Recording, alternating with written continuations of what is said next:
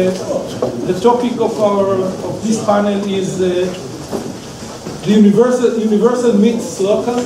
Universal meets the local, and as you're going to see, we're going to shift geographically to the Far East,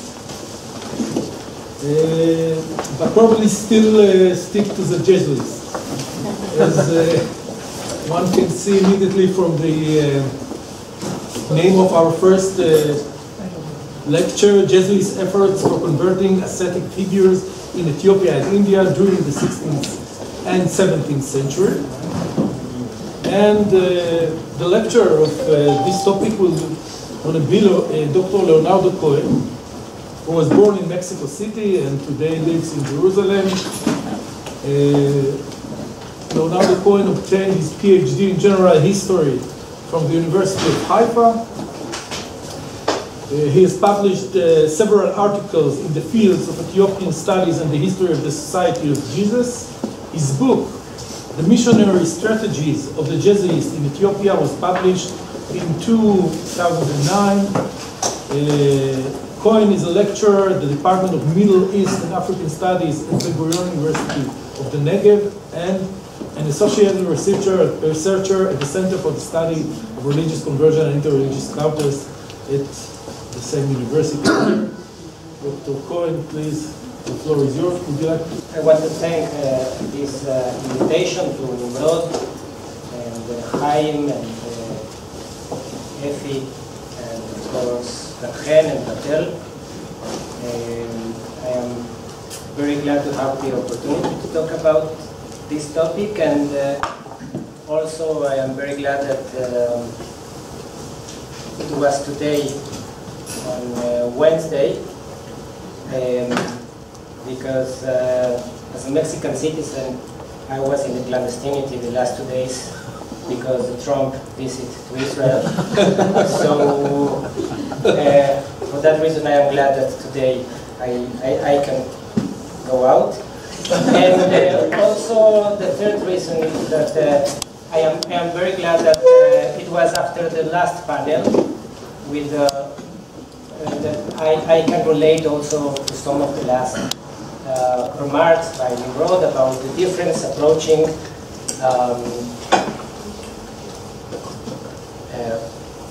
people from monotheistic religions and the cases of other kind of religions that are not monotheistic. So this topic, it's a topic that I started to work on it like 6 years ago in the Gregorian University when I was a post-PhD there. And after working with Ethiopian sources during my PhD, I wanted to look also for other spaces where the Jesuits worked in the East. And I found very interesting insights from looking about the Documenta Indica, all this collection of works by the Jesuits in India. And I focused on the figures, the key figures of ascetics or anachorites in Ethiopia and India, and looking how the Jesuits related to this kind of saintly figures in these two spaces. Of course, in the case of Ethiopia, it's a case of another different kind of Christianity, Buddhist Christianity. They are Christian monks. And in India, normally the sources use the appellative of yogis to define this kind of ascetic personalities. So I want to start with a short story that I found very, very, very interesting. And it's about the Jesuit Enrique Enriquez, who worked in India and then he worked in Ceylon. And he wrote a letter, and I didn't saw this letter quoted in many places, to the a general of the order, Diego Lainez, at that time, and he wrote the following thing. I must confess to you, Eminence, that the climate in the island of Ceylon inclines towards ill, and as such, we feel more tempted by sensuality in these parts than we were not in the coast. There are in India yogis who take medicines which mortify the flesh, such that no appetite comes to them from sensuality. I seek license from the provincial, since we all desire to take them. It will please God that having license to take these medicines, they will do us good. The yogis are well disposed, and no ill befalls the body from the medicine. Jokes among the people are a mood of religious person. We know that the letter arrived and Diego Lainez wrote an answer, but then also Francisco Borja, that was the successor of Lainez, wrote an answer. We have the answer of both. Diego Lainez permitted it. He said, if there is no suspicion of a foreign cult, and if there is no damage to the body, we can use it. You can use this medicine. And then Borja wrote again, and he said, of course you cannot have it. We have our own way of, our own ascetic resources from Christianity, and there is no need for use other resources. What is interesting in this specific case is the proximity that at some point Jesuits experimented, especially in the first period, towards yogis. There is another example by Gaspar Barceo, who was in Hormuz, that always when I wrote about this specific chapter, I call it imitatio yogi. It's a kind of, he wants to be a yogi, he wants to behave because he was convinced that living as a yogi is the way to attract people to Christianity. So these were these close relations. So now I would say that towards the attitude of Jesuit missionaries towards asceticism in India and Ethiopia, we can learn, as we saw in the last panel, we can learn also about the inherent tensions inside the Society of Jesus. Because there is a kind of ambivalence in this relationship. From one point of view, they really appreciate this way of life, but from the other side, it was, from the point of view of them, too exaggerated. And this is a permanent tension inside the Society of Jesus between contemplation and obedience. Yes, how much asceticism should be a kind of instrument in order to be just more disciplined, to obey and to work better in the world. But as always, they used to say, the Jesuits, towards Jesuits and also about Ethiopian monks, that there is some kind of exaggeration in the way that they are relating to asceticism. So there are some questions, like what was the attitude of Jesuit missionaries towards ascetic practices of the holy men in the societies they hoped to convert? Was the method of these anachorites by itself of any word in the search of religious truth? Was the conflictive relationship with other formats of asceticism a reflection of the inner tensions within the Society of Jesus itself, as I remarked before? Did these ascetics evoke the methods and excesses of Catholic mendicant orders? And last one, could the methods and way of life of the ascetics ever obtain the approval of the missionaries, even while their cult was strange one, or their God was a false one? I found some similar lines or some parallelism between the relationship towards yogis and Ethiopian monks, and about the interest of the Jesuits to convert them. And this interest was based in two specific suppositions. The first one is that these men were considered being the virtuous and devoted men that they could place their devotion at the service of Catholicism. There is a lot of descriptions about the yogis and sometimes even about Ethiopian monks, about the way that they behave, their devotion, their fasting, the way that they relate to asceticism.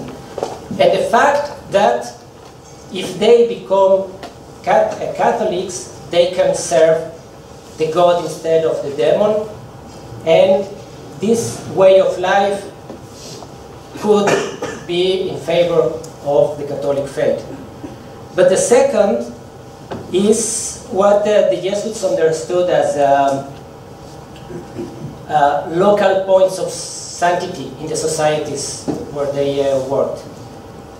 And they just read the landscape, and they understood that there are some kind of focus of sanctity, and if they are working well with these specific people, there is a considerable possibility that all the surround will be also Catholic. And I think that there is a kind of perspective that was well studied, especially concerning Ethiopia, but also concerning other parts of the world about the Society of Jesus, is the fact that Jesuits normally work from top to bottom. They use this strategy of trying to convert the king or the governor of a place, believing that this way Christianity or Catholicism will progress.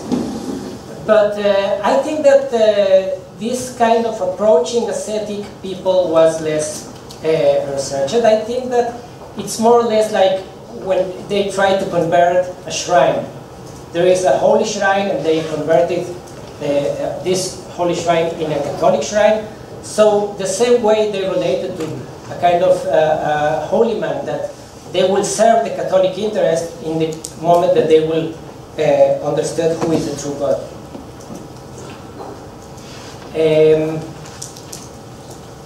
So some testimonies about the fact. Father Baltasar Gago from in India, he tells, there are some yogis who are seen as saints and are honored by these people. Sebastián Fernández referred to yogis as holy religious penitents. Then the Dutch American John Huygen van Linschoten writes in 1593 about the yogis. He saw in the city of Goa. They are like hermits and are esteemed as holy men by all. They live a strict life of great abstinence and cause ordinary people to believe all types of strange things. And then Francisco Bernier also wrote after his visit to the Mughal Empire. In this dream I have seen them shamelessly walk stark naked through the large town, men, women, and girls, looking at them with any more emotion than may be created when a hermit passes through the streets. Females would often bring them alms with much devotion, doubtless believing that they were holy personages more chaste and discreet than any other man.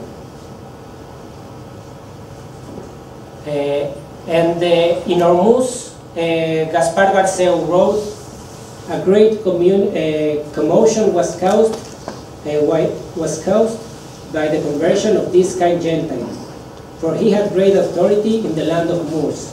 Water was drawn from the relics wherever we washed his feet.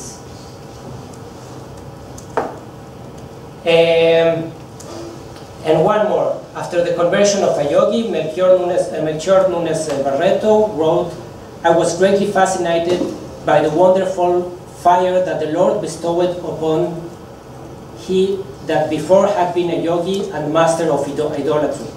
For this he holds much credit among the people who are glad to hear his preaching, and some convert through him." So these are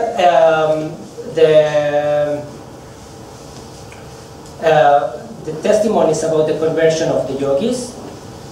And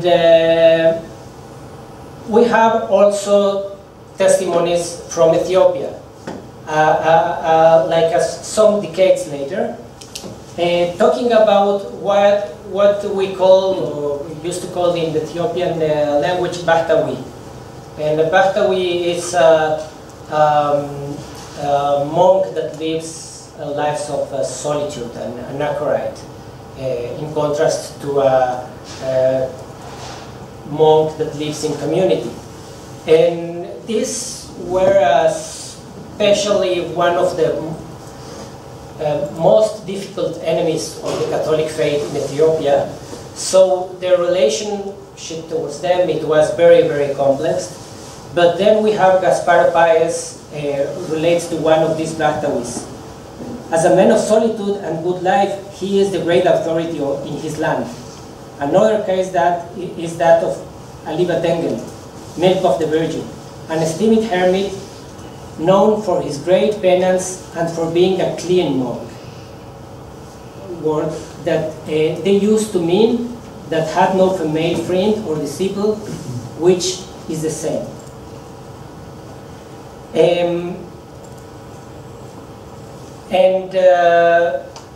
Also Father Manuel de Almeida in Ethiopia, he wrote about these saints, and he said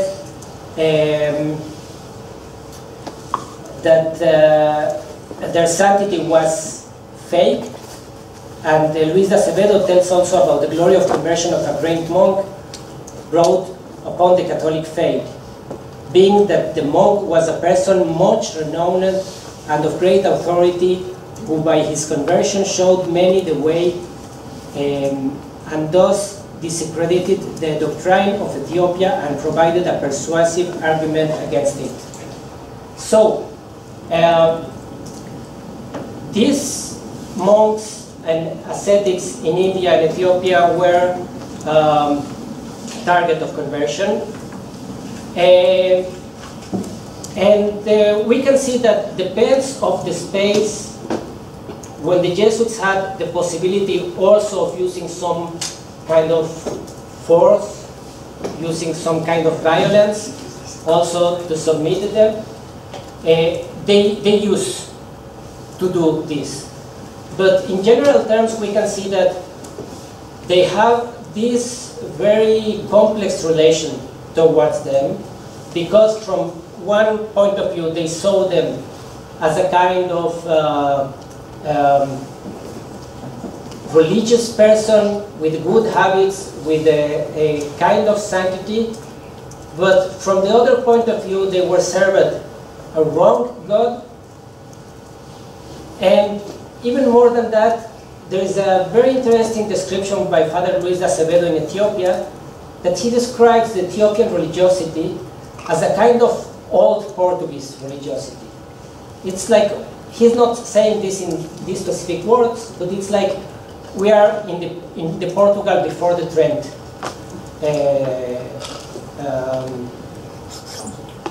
Council.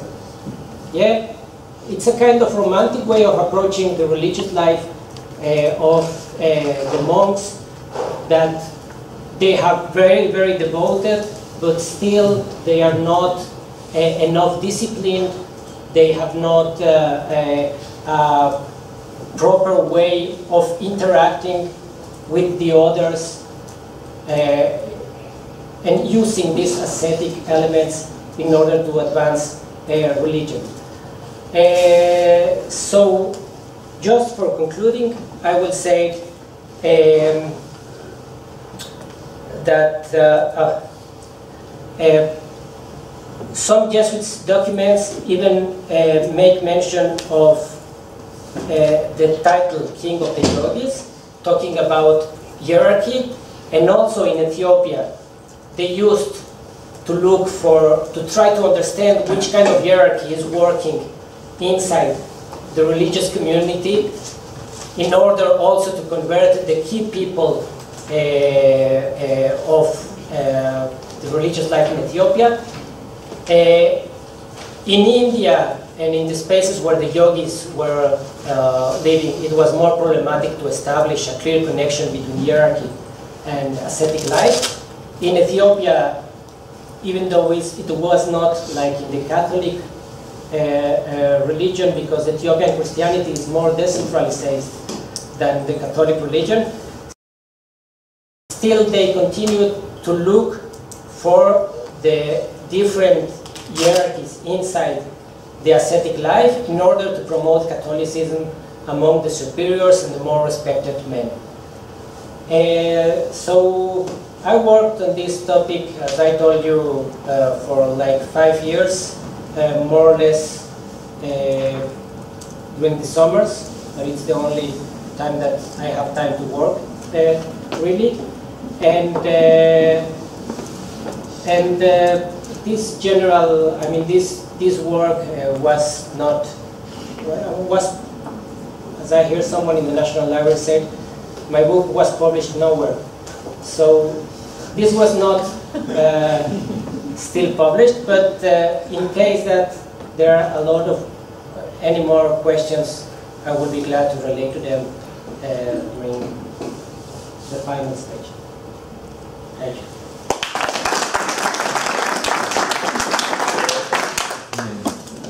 Thank you very much, Leonardo. And our next speaker is Joan-Pau Rubies, who is from the CREA research. He is a CREA research professor at Universitat Pompeu Fabra in Barcelona. CREA is the Catalan Institute for Advanced Research. And he was formerly reader in international history at the London School of Economics, and has also been visiting professor at the École des Études des Sciences Sociales. His publications include Travel and Ethnology in the Renaissance, South India Through European Eyes, 1250 to 1625, published at Cambridge University Press at 2000, and also Travelers and Cosmographers, Studies in the History of Early Modern Travel and Ethnology in 2007.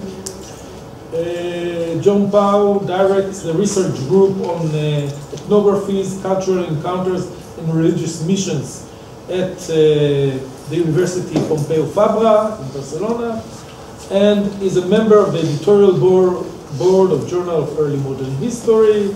He is currently writing 2 monographs. Europe's New World, Travel Writing and the Origins of the Enlightenment, 1550 to 1750, and Misioneros Etnógrafos entre la idolatría y la civilización. Please, and the name of your lecture is, one moment, The Reality of Conversion and the Rhetoric of Sainthood in the Jesuit Missions to Asia. Francis Javier and Matteo Ricci, please. Thank you very much. This is the point where everybody will fall asleep, just half an hour after lunch. So I do my best to keep you awake. But let me begin by thanking again the invitation to come here.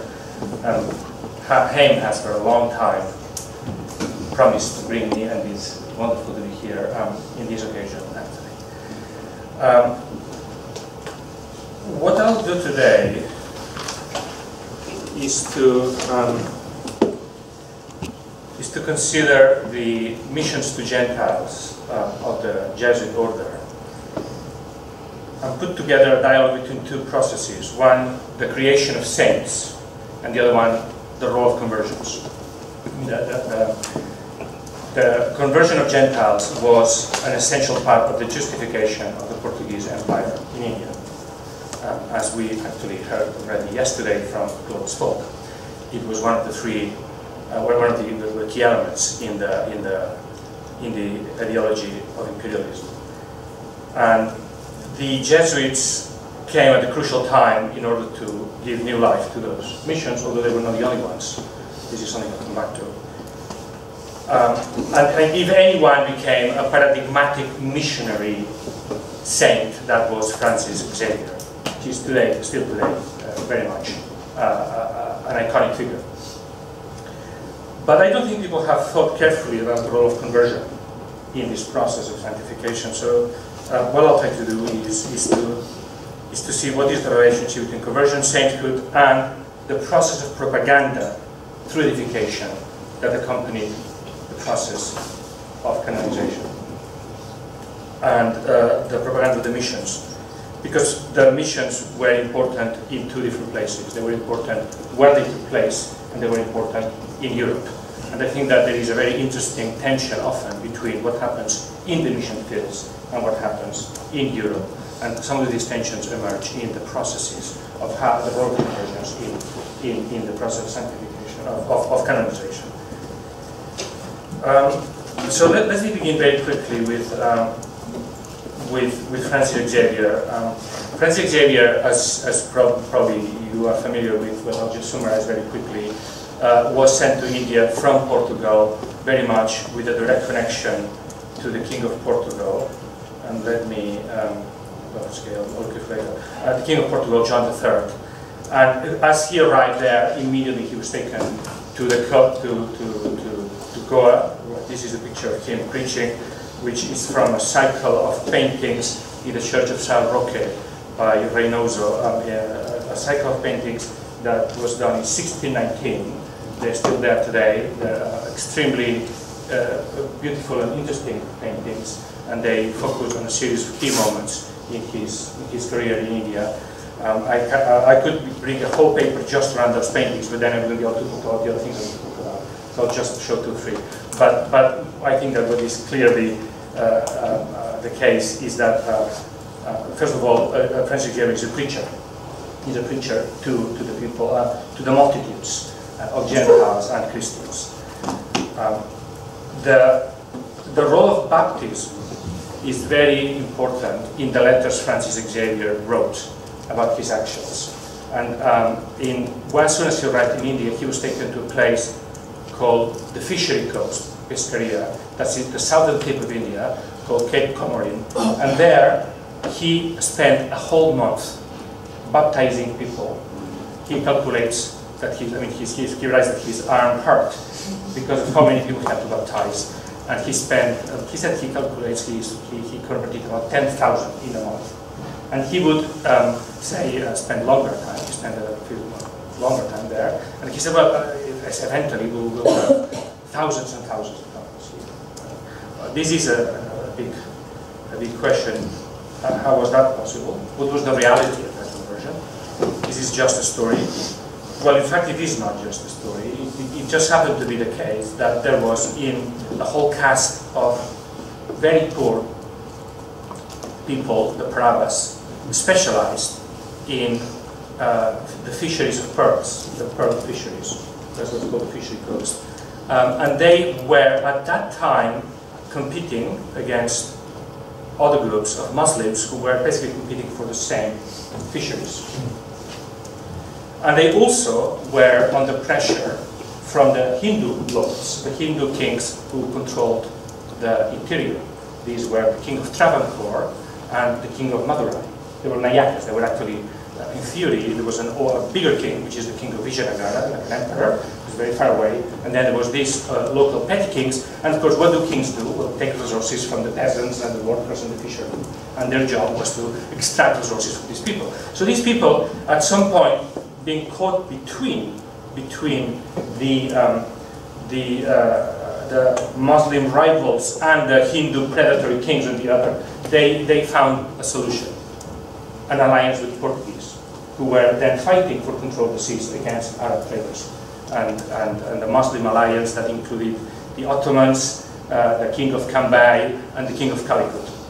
So, who was a Hindu, but who was in alliance against the Portuguese with the Ottomans and the king of Cambay. So in that context, they went to Goa and said, we would like an alliance. And people in Goa, the viceroy said, well, very good idea. All we ask is that you convert to Christianity. And they took a decision to convert to Christianity. It was a strategic decision.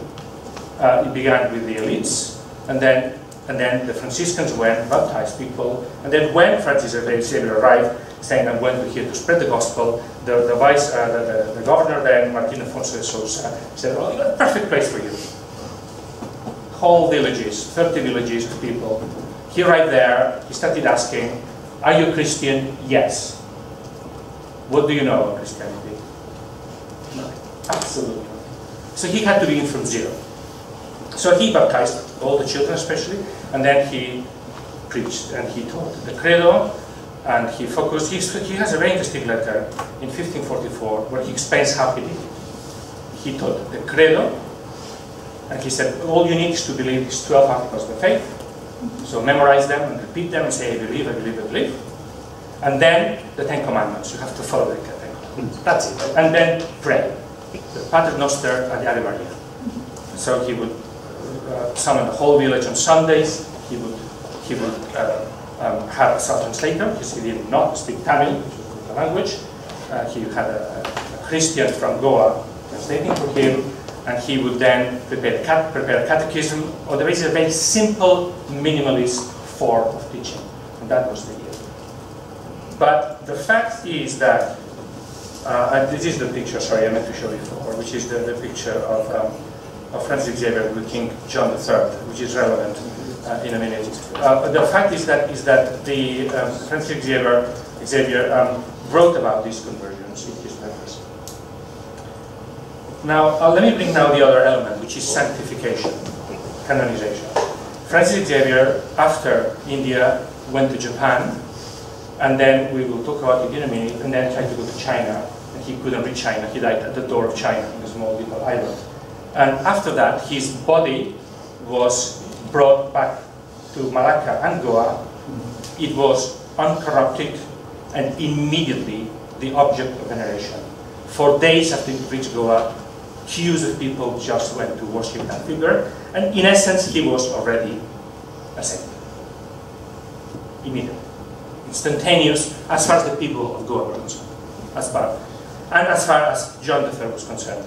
He was immediately a saint. As soon as he died, he wrote to the governors and viceroys of Goa saying, I want all the evidence of all the miracles and all the actions of Francis Xavier. And they prepared a document which was sent to Europe in 1556, and then the Portuguese king died not soon later, but very clearly the monarchy of Portugal had attached itself 100% behind the idea that Francis Xavier was a saint. He was not Portuguese, he was a Spanish, exactly, from Navarra, a Basque speaker, but that's not the issue. I mean, the Jesuit order was multinational, and at that point, the monarchy of Portugal was very close to the monarchy of Spain, so they worked very closely together. Now, over the next decades, a number of publications would come that would support the idea that Francis Xavier was a saint. The first thing that was published was the actual letters of Francis Xavier. And when it's remarkable the extent to which the Jesuits published many letters. Those letters were not originally meant for publication. They were meant for the edification of other Jesuits. I mean, it was the two key concepts here was is moral boosting, basically. It's to give hope, to give consolation, to give illusion, to give desire. But the Portuguese Jesuits in Coimbra began to publish them systematically, and the collections of letters by Xavier.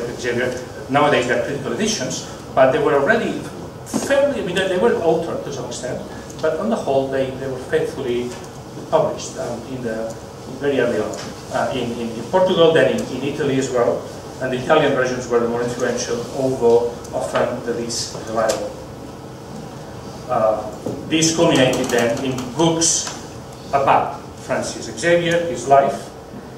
This one in particular was very influential, João de Lucena, a Portuguese book, 1600, Historia da vida do Padre Francisco Xavier, which was in turn based on one written by an Italian in Latin, Orazio Torselino, which had been published a few years earlier in 1590s, and which was both an edition of the letters and a life of Francis Xavier. So they built a whole apparatus. All of that was, of course, meant to create sainthood. But sainthood, I mean, basically, who becomes a Counter-Reformation saint? There's a famous article by Peter Burke, says how to become a Counter-Reformation saint. And he says, well, not anyone becomes a saint. You need a number of things. There's a typology. Missionaries have a good chance. Founders of religious orders have a good chance. And men have a better chance than women. The Spaniards and the Italians have a good chance. Upper class, elite missionaries and elite ecclesiastics have a better chance. Well, Francis Xavier ticks all the boxes. He's got all the elements. He's exactly the perfect type for the saint. He was eventually canonized in 1622 by a pope who happened to have been educated by the Jesuits. He was the first Jesuit pope, Gregory XV. And this canonization had, of course, I mean, the way had been paved for a long time. He was canonized in parallel to other people. There were 5 people canonized that year. It was Ignatius of Loyola. It would have been embarrassing to canonize Francis Xavier and not Ignatius of Loyola. And one question I haven't been able to solve yet, but I have in my mind, is to what extent Francis Xavier took longer because they had to wait for Ignatius to be ready, because Ignatius in some ways was a more controversial figure than Francis Xavier. And then they also canonized Trace of Jesus. They canonized a farmer from Madrid, Isidro, the patron of laborers. And then they canonized Filippo Neri.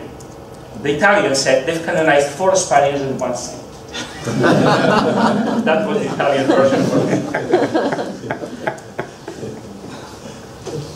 In some way, 1622 is the apex of the influence of the Jesuits in Rome and the beginning of the decline.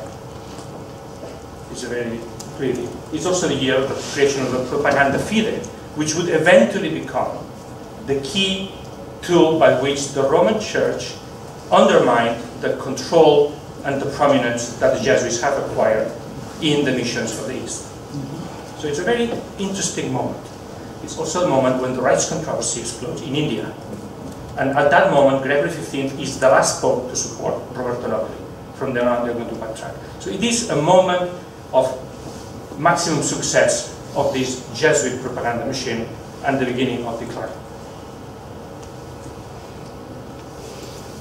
But let me, before we forget the fishermen from Pescaria, let me add that there is still today a community of Catholics in southern India, which are the heirs that were converted in the 1530s and 1540s.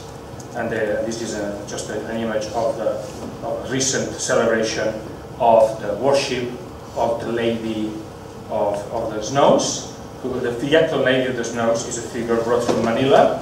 In Manila, you had all these used ivory to make these figures. And I mean, I think that what we do have to say here is that this is an interesting case of a conversion led to a very large extent by the community. It's not based on a conquest.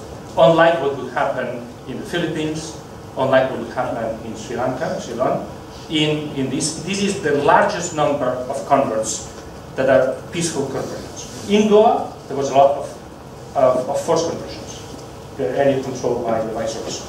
In this area, it was so clear that the Portuguese were not in control that when Francis Xavier came back in 1548, he left instructions, says, what you must do about everything else is to make sure that you are loved by these people.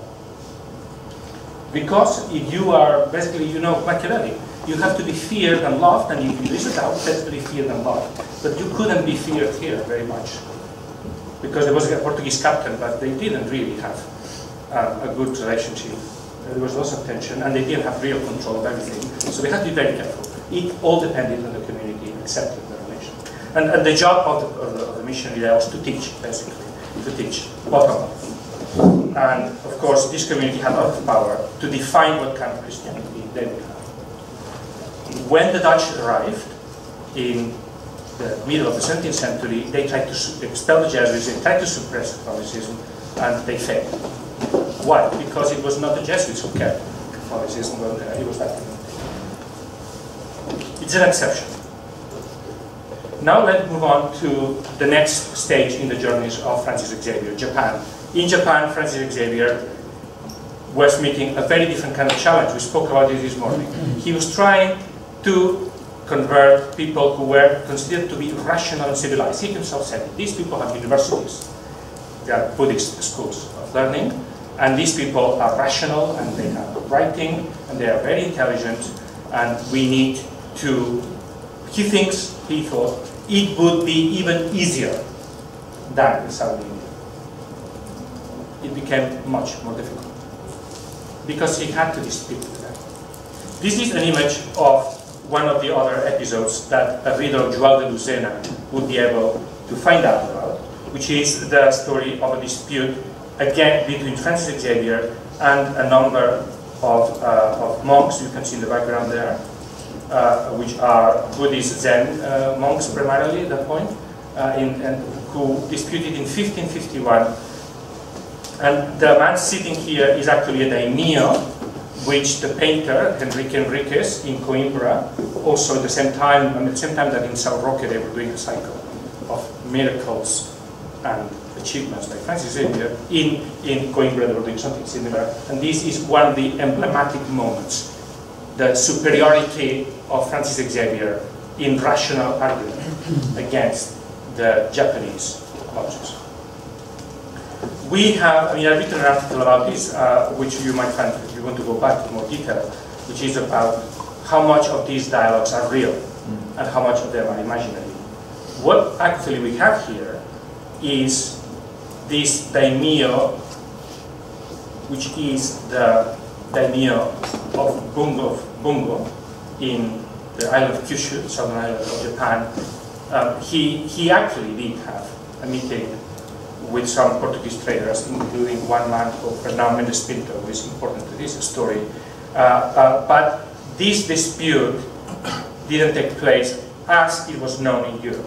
When Fernão Mendes Pinto, who had been a merchant and who had received the body of Francis Xavier in Goa and had converted himself from being a merchant who looked for money to being himself a religious man, this Fernão Mendes Pinto became a Jesuit himself.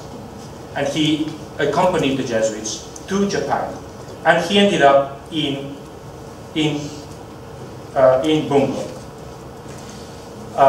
The actual disputes of Francis Xavier with a daimyo had been taking place in a place called Yamaguchi in 1551. And we have every documents about those disputes, which make it very clear that nobody was defeated in any dispute. The Bonzes gave the reasons, the Christians gave the reasons, and nobody said, you're right, you're wrong. It was a complete...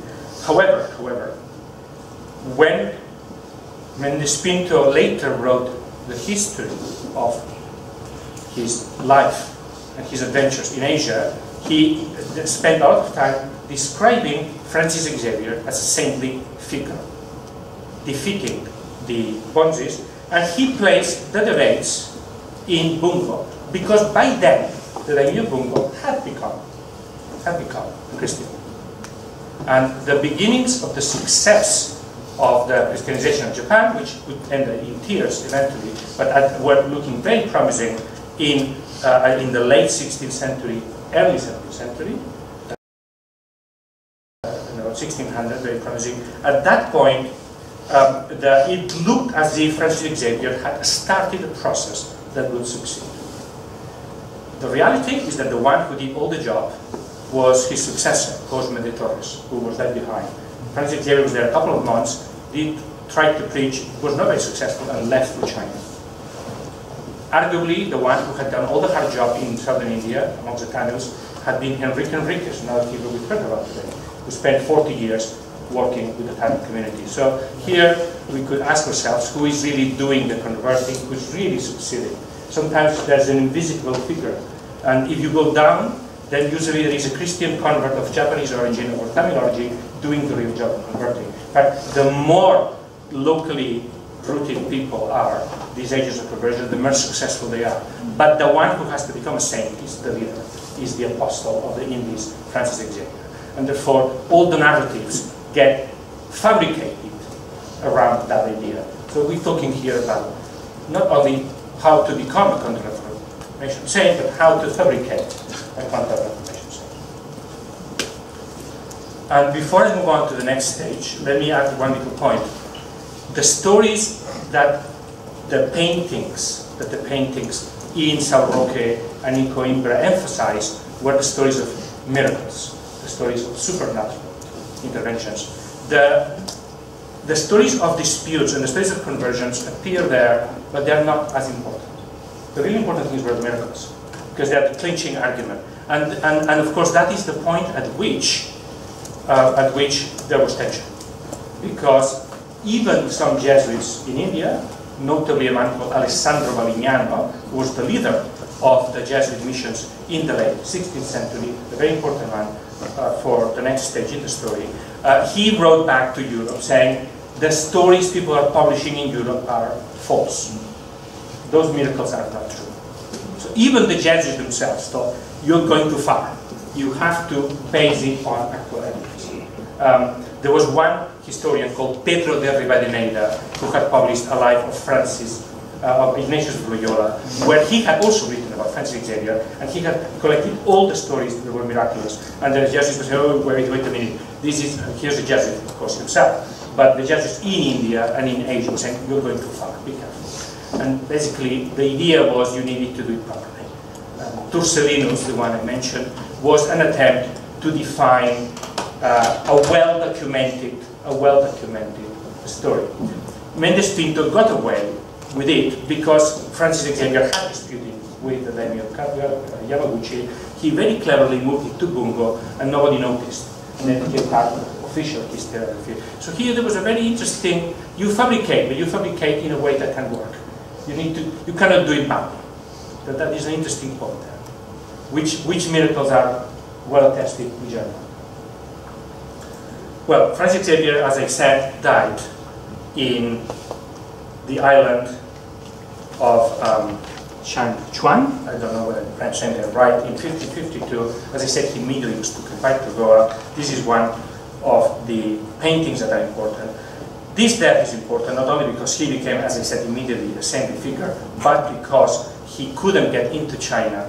But getting to China was the obsession of Francis Xavier and his successors. And we go back to the question we discussed this morning. Are the Gentiles easy to convert because they're ignorant? Well, in fact, the more civilized they are, the more they hoped they would.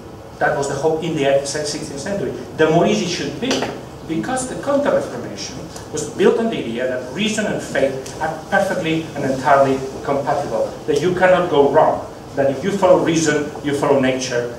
God has created nature. God has created us rational beings, so you cannot go wrong. They thought the more rational these people, the more it should be easy.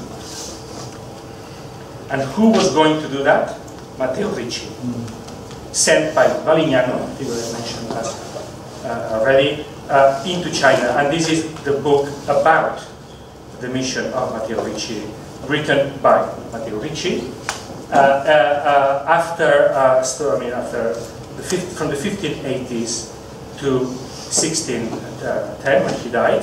This book was published in 1615 in Europe, in Latin, by Nicola Tigot, his companion, who took his journal and book of the history of the Christian Expedizioni Appuccinas. The original is in Italian. We have it. We can read it. Is the Entrata della Compagnia di Gesù e Cristianità nella Cina. It's a wonderful document. If you want to see an eco document of 1,000 pages by a missionary saint, well, who never becomes a saint, and that's the end of my talk, why he never becomes a saint. This is Matteo Ricci's history of the... Can we circulate it? Yes, please. I brought it for that. But the image of the cover is significant because it shows Francis Xavier with the dream and Matteo Ricci, who has accomplished it. But Matteo Ricci, look at how he's dressed. He's dressed like a mandarin. Matteo Ricci did in China what nobody had done before, which is to expand accommodation to intellectual acceptance of another intellectual tradition. The key gamble, this is, I'm shortening now, this is a lecture from the graduate level, terrible, I'm sorry. But basically, if we were to summarize what Ricci does in China, is to say Confucianism is not a religion, strictly speaking, with idolatrous elements. It is a civil philosophy, a rational, natural, civic, ethical system, which we as Catholic Christians can accept because it's compatible with reason according to nature.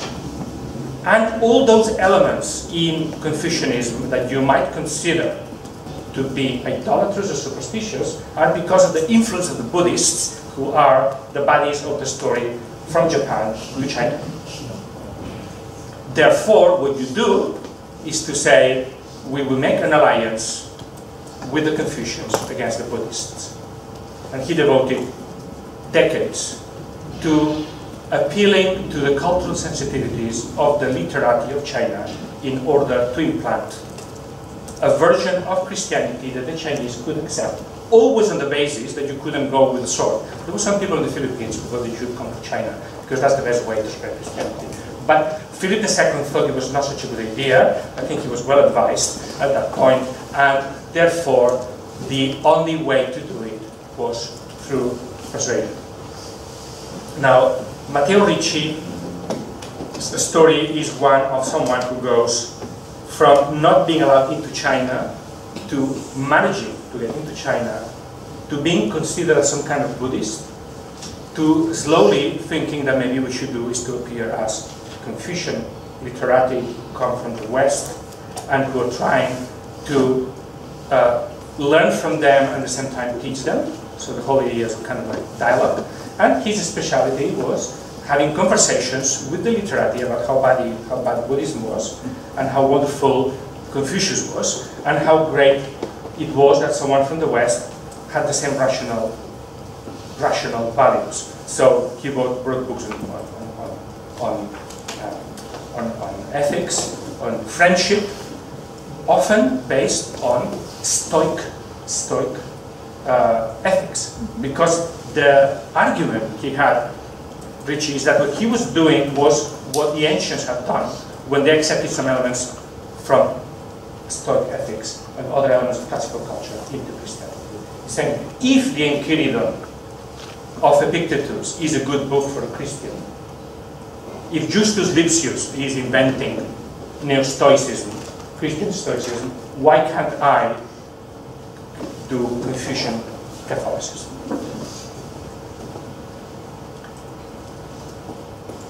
And he, to some extent, succeeded. This is just an image of Matteo Ricci with one of his converts and the most famous of them all.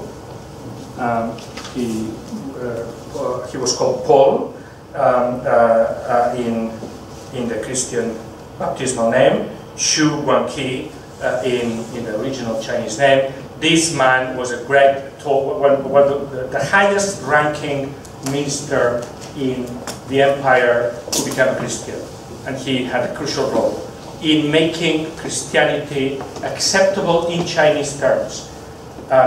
So in that sense you could say that Ricci had succeeded. However, this success was a success in China, and this is an example of the life of Ricci written in Chinese by one of his followers, Giulio Leni, which was published in Chinese, and which was a summary of that book that's circulating, the history of the mission, in 30 pages, where very interestingly, if you wanted to make a saint of Ricci, you would use that book, this book. is the book, because of course Ritchie had to be modest in his own account of his mission, and to be very subtle. But here, Eleni goes exactly at the heart. He emphasizes all the conversions of Chinese people and literati which involve an element of supernatural intervention, prophetic dreams in some cases, miracles, demoniac possessions that get cured, and in the end, the vision. I'm sorry, I'm running out of time, but I really need to talk about this. The vision by a convert, who's about to die, has a dream where he sees that he's been a sinner, but two people are interceding for him in front of God. Saint Matthew and Matteo Ricci. Then he wakes up and tells his father, and then he dies. And this is the local community fusion led by Eleni, transformed that story into whatever you would ever need the day you canonized Ricci. Now, this is the actual portrait of Ricci painted in 1610, upon which this drawing is based. Now, conclusion. First of all, Ricci's mission collapsed after a number of decades of disputes, primarily because being accepted in China became incompatible with being accepted in Rome. And the rights controversy essentially was a denial of the validity of his approach. Dominican and Franciscan critics, but also some Jesuit critics, said that he had gone too far and that in reality he had accommodated within Confucianism idolatry. This could never be solved successfully for the Roman Church, and when in doubt, say no. Therefore, because when in doubt, tradition has to prevail. That's what Catholicism is about, and authority. And when you have to choose between the authority of the Pope in Rome or the authority of the Emperor Kangxi in China, the Catholic Church can only choose one, the authority of the Pope in Rome. So they, in the end, said no. But in the 21st century, I think Ricci has a better chance of being a saint and a model than Francis Xavier, because he can be presented as a model of religious dialogue, intercultural exchange, rational accommodation, compromise, accommodation in a sense, he pushed accommodation beyond what anyone else had done in the Catholic Church.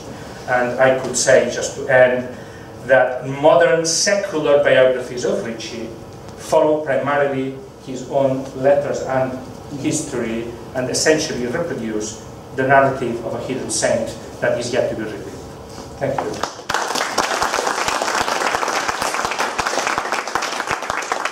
Thank you very much. Now, our third lecturer here, lecturer Gideon Elazar, is currently postdoctoral fellow here at the Center for the Study of Conversion and Interreligious Encounters in the University of Ben-Gurion. His doctoral thesis dealt with contemporary evangelical missionaries working in Yunnan and their interaction with local minority and state authorities. The work was based on 15 months of anthropological fieldwork conducted in southwest China in 2009-2010.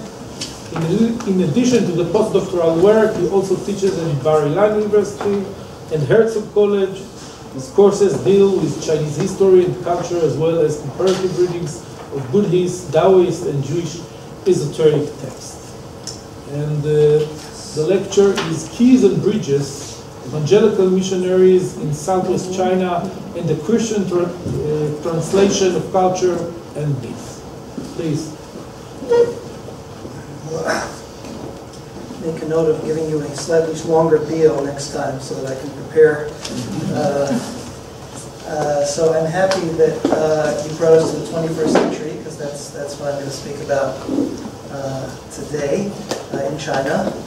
Actually, it works out nicely. I also would like to join the thanks. Thank you to all those who have organized. What I'm going to speak about today is basically a missionary tactic that is used today by evangelical missionaries. As So said missionaries working in Southwest China and other places in Southwest Asia, Southeast Asia. And the title is Keys and Bridges. It's a term that was given to me by a missionary actually working in Chiang Mai, who I'll speak about shortly. And the idea of keys and bridges is the location of local cultural and religious concepts that resemble, to a certain extent, either pieces of the biblical narrative or other creation myths, could be a flood myth, other things. And this is a systematic tactic that missionaries employ as a means of trying to convert people. And basically what I'm trying to raise today are the two elements that I think are the most prominent in this idea of keys and bridges. One is the idea of indigenization, which we heard about a little bit with regard to Richie, and I think actually in many ways these people are, maybe I'll say a little word about it a little later, are, even though they're evangelical Catholic, they are continuing Richie's work in certain ways. And it's the idea of indigenization, mostly authenticity. The attempt to make Christianity, which is clearly a religion that is not only foreign, also has the connotations and a lot of bad history of coming from the West, to try and indigenize Christianity and turn it into an authentically original or indigenous religion. And the other element is that I want to speak about is the idea of the missionary as kind of a translator. The missionary is a translator of culture for the members of that culture. The missionary, in this case, as I'll show, comes with the attempt to reveal the true and hidden nature of a certain indigenous culture, and sometimes it works. And I'll give a few examples. But first, I'd like to present, give due to the missionary who actually coined the phrase, as far as I know, Scotty. Scotty was a missionary working in Chiang Mai, northern Thailand, had worked in India and northern Cyprus and all different places, and today works among Thai people in northern Thailand. And the way he presented this method of keys and bridges, he gave the example mostly of his not field work. I did field work. He did missionary work in India. And what he would do is he would try and mostly approach people who belong to monotheistic, or to sects that have a monotheistic tendency. For example, Sikhs. For example, the followers of Kabir and others, and try and discuss the monotheism that is at the basis of their religiosity, and confront them with the fact that they are not monotheists the way they should be, the way they are expected to be. And he based the tactic, as he said, on a story from the book of Acts about Paul. Paul going to Athens and discussing the unknown God. There's a story of the unknown God, and the verse there is, "So you are ignorant of the very thing you worship, and this is what I'm going to proclaim to you." And what Paul does there is that he reveals them the true nature of the unknown God. You already worship the unknown God. The altar is already there, but in other words, the foundation of Christianity is already there in your culture, and I am here to proclaim to you, to explain to you the true nature of what you're actually doing. And he gave a number of examples. For example, there are groups that speak of God as an all-consuming fire. He brought biblical verses from the burning bush, for example, to confirm that there are many examples. Another example, apparently in Thailand, there's a god that is kind of similar to the unknown God, is a god only worshipped with reference to the monarchy.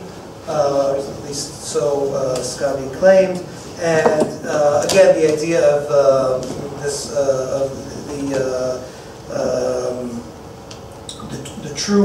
the true monotheistic nature that is underlying every tradition, even including the Thai Buddhist tradition.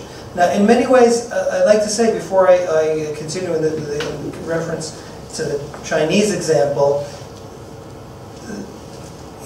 discussing this kind of method with Scotty, it was clear to me that in many ways we're talking about a two-way street, because on one hand, what Scotty was attempting to do, he and other missionaries in the same vein, it's quite common. The term, the keys and bridges, is his, but the method is very, very common. As I said, is try to reveal elements that are resembling the biblical narrative. But at the same time, he's also incorporating things that would not be considered traditionally Christian, maybe slightly like Richie.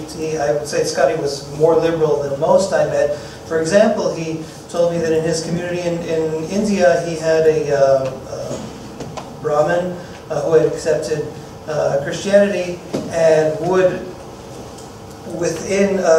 during services, he would recite Vedic texts. And Scotty was wondering out loud while we were speaking, is it possible can God be known through the mediation of non-Christian texts? And he had come to the personal conclusion that it was possible, that it was okay. For him, it was okay, it was fine, that this Brahmin was reciting Vedic texts during Christian worship. Others were less tolerant of that kind of thing, but very much the converter here and the missionary and the converted are kind of, it's hard to separate. There's a lot of influence, especially in places like Asia, where the lines are really not entirely clear. Now, with regard in China, and here I'd like to show you. Yeah.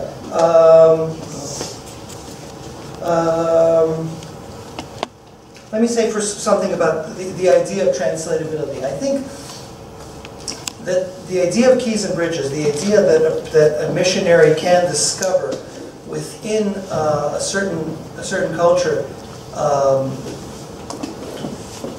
certain myths and narratives and reinterpret them in a Christological sense, very much goes to the idea of translatability in Protestantism. And one of the things that's for example, that was presented to me by Scotty in this context was a project that's taking place now in Southwest China, by which the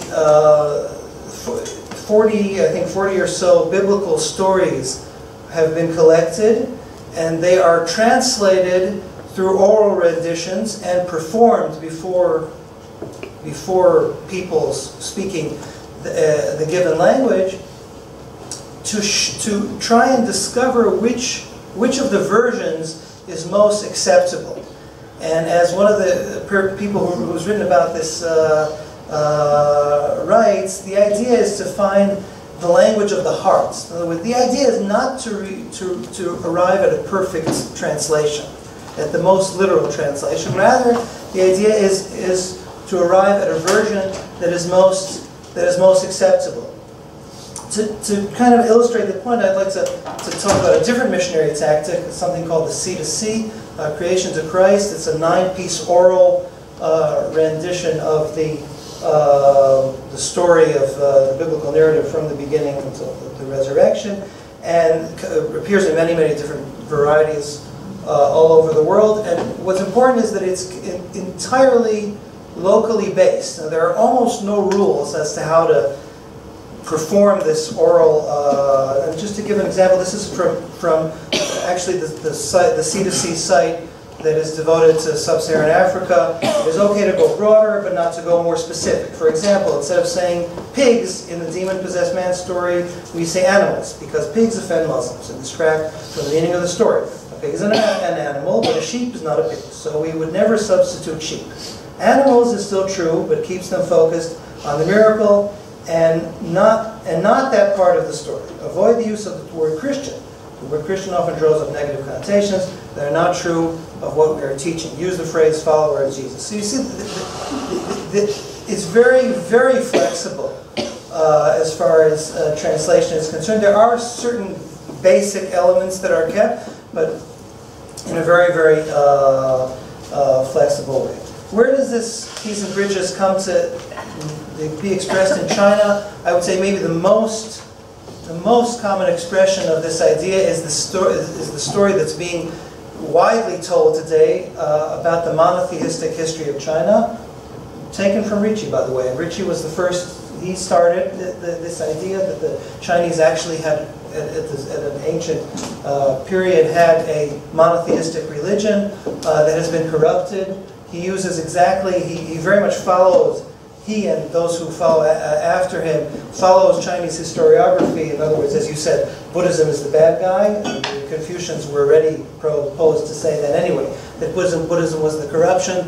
The first emperor, the founder of the Qin dynasty, was the villain of the Chinese historiography. He is the one who corrupted Chinese history. And this can be seen in the characters. It's a book that came out actually a while ago, 79, I think, called The Discovery of Genesis, in which there's an attempt to show how the characters reveal, there are many, many examples, I only brought one regarding sacrifice, how within the characters you can see the story of Genesis revealed in other such stories. And what's interesting and very different from the Jesuit attempt is that this has become widely successful. In other words, almost every Christian, or at least a recent convert that I met in China, is convinced that this alternative narrative of history is in fact the correct. It's being widely disseminated by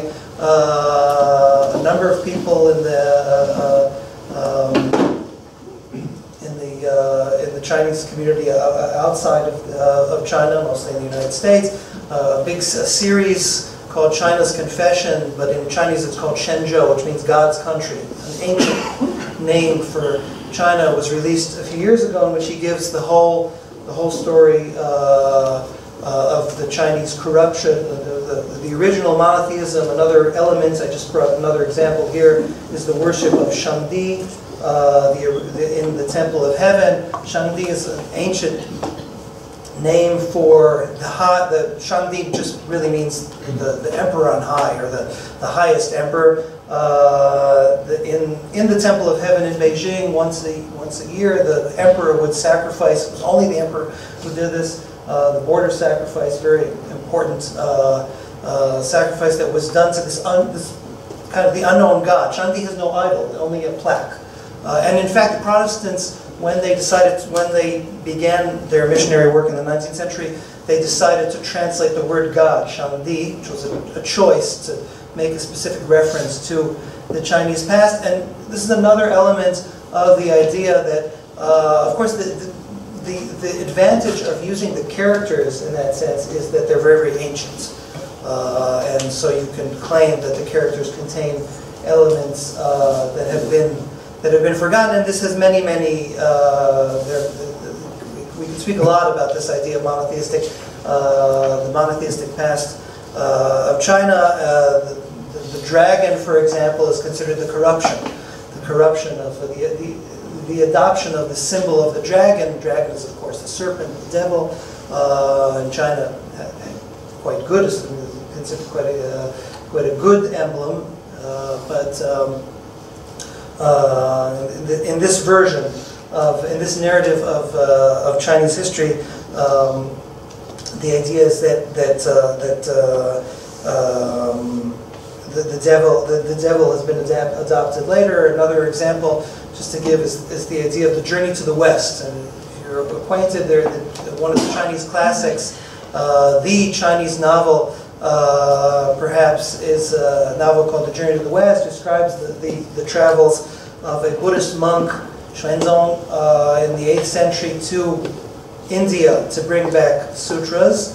And in the Christian version, basically, Shenzong got it wrong. He was going to Jerusalem, and he made a mistake on the way and got to India, and hence the corruption of Chinese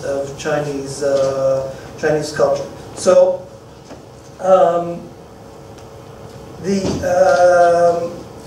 I'd like to turn now to a different example, which interests me. Somebody who has worked this summer. I worked a little bit in a Tibetan, did some field work in a Tibetan community in China, and the question is, what happens with groups where parallels like this cannot be found or will not be found?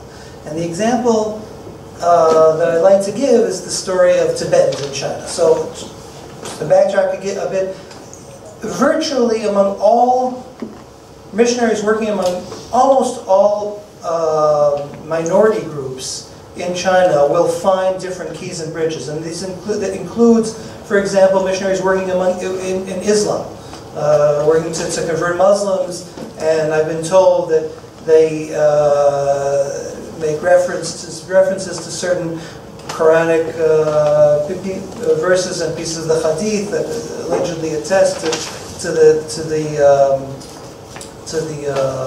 truth of the Bible, etc.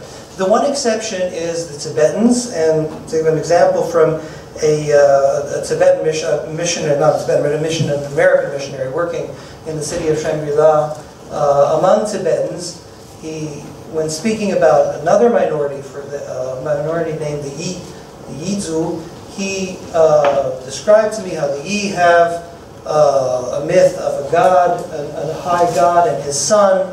A myth that can be described as very similar to the Christian story. The story is that they know that he's the true God, but once they arrive at heaven, they'll be his slaves, and so all that has to be done is just to explain to them that they've got the story a little bit wrong, just to convey the point. But when I asked about Tibetans, the only parallel that this missionary, Tom, could find between Christianity and Tibetan religiosity is between Tibetan Buddhism and the Canaanite idolaters, the other of the Bible. And I don't want to go into the reason. I think there's very strong hostility between Christianity and Tibetan Buddhism, and it's a long story which is interesting in itself, but also not very successful among Tibetans. Missionary work is, which in general is very successful in China these days, among Tibetans is extremely unsuccessful for all kinds of reasons, but generally Tibetan Buddhism is portrayed in very negative terms, almost, I would say, almost 19th century negative. I mean, the kind of negativity you usually don't hear today anymore. So what can be done to make that bridge? And what can be done is something that is called the Christian tankas. I don't know if you're, just to explain, the tanka is a traditional Tibetan scroll that usually depicts a deity or a bodhisattva. Here's a picture. These are tankas that are still in the preparation stages. Tankas Tibetans are originally nomadic. Their scrolls are usually consecrated in the temple, and they're both objects of veneration and also objects of education, as may be expected. And in recent years, what has been a Christian organization also working in Chiang Mai has produced these Christian tankas, and I'll show you a short piece of film in a minute. This is, you can see the style is the Tibetan style, the same kind of rock formations and the same trees and so on, but of course there's no Buddha, and there is an unknown God above. There are a few of these. I haven't brought all of them. Here's another one depicting the followers. They come with explanations, and maybe we can just see before. Maybe I can just show a little piece of a film, and just to see how, in this case, since the content can't be used as a bridge, the style of presentation is used as a bridge to authenticity, as a way of affirming authenticity. I'd like to show you this little piece. I hope this works. This is a disc that was given to me by a missionary, and it's not really working, and it's kind of old. I hope this...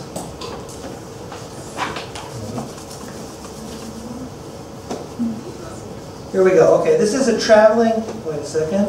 It's a little for far. This is a depiction of a traveling... Well, it's not exactly clear. Storyteller who's coming to this Tibetan village.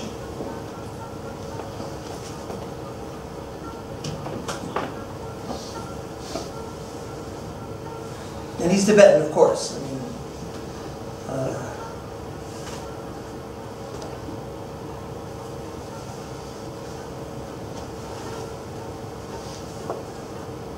look, he's pulling out this. I think it's important the way the film kind of doesn't cut this. It's a long process of pulling out this the original script that is wrapped in and here's the old book, the ancient book that he's pulling. Of course, these tankas are actually quite new.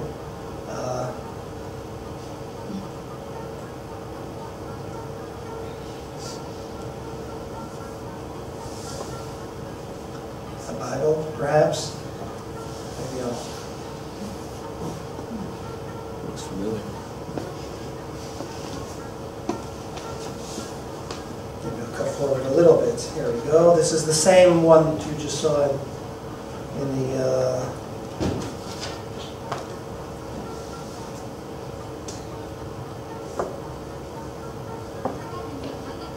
Oh, do we not have subtitles? Oops, sorry. Second.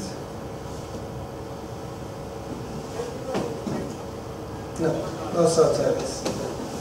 Okay, well, the gist of it is that they're asking him, who are you, what do you do? And, oh, there we go. Yeah.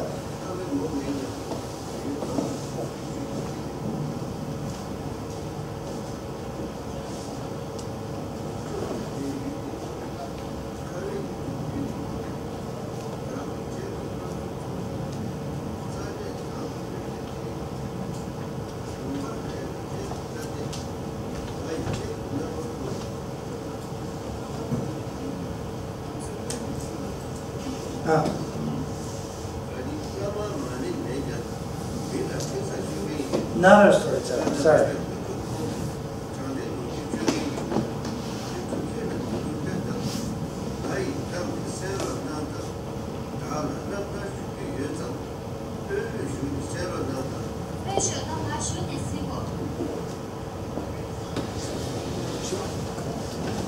Yep. So just we'll see the first line of what he says, just to kind of convey this man at the time.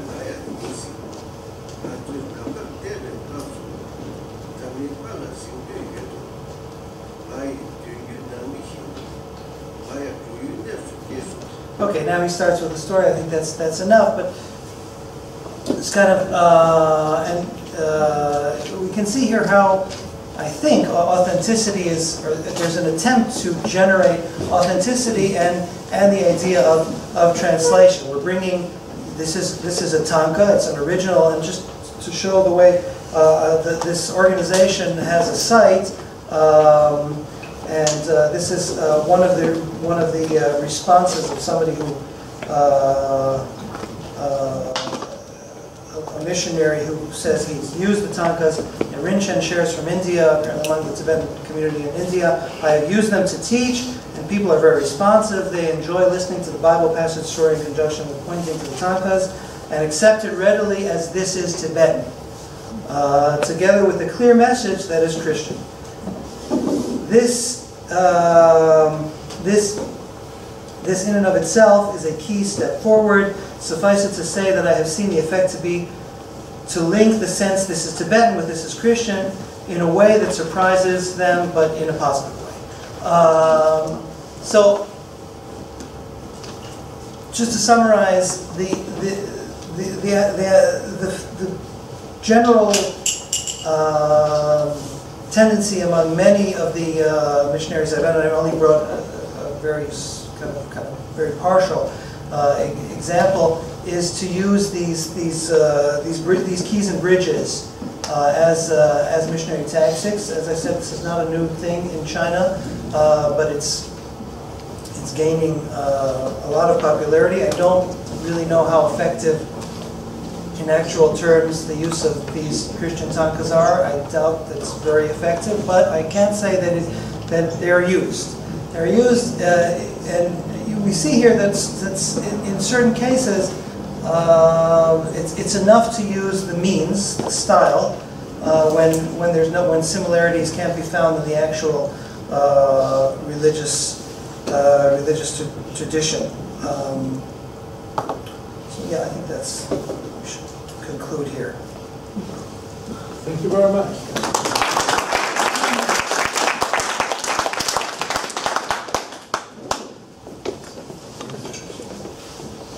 The respondent to these last three lectures is Vasileios Syros, who is a senior research fellow at the Academy of Finland and currently serves as Royal Netherlands Academy of Arts and Science visiting professor at Redwood University in Nijmegen in Holland.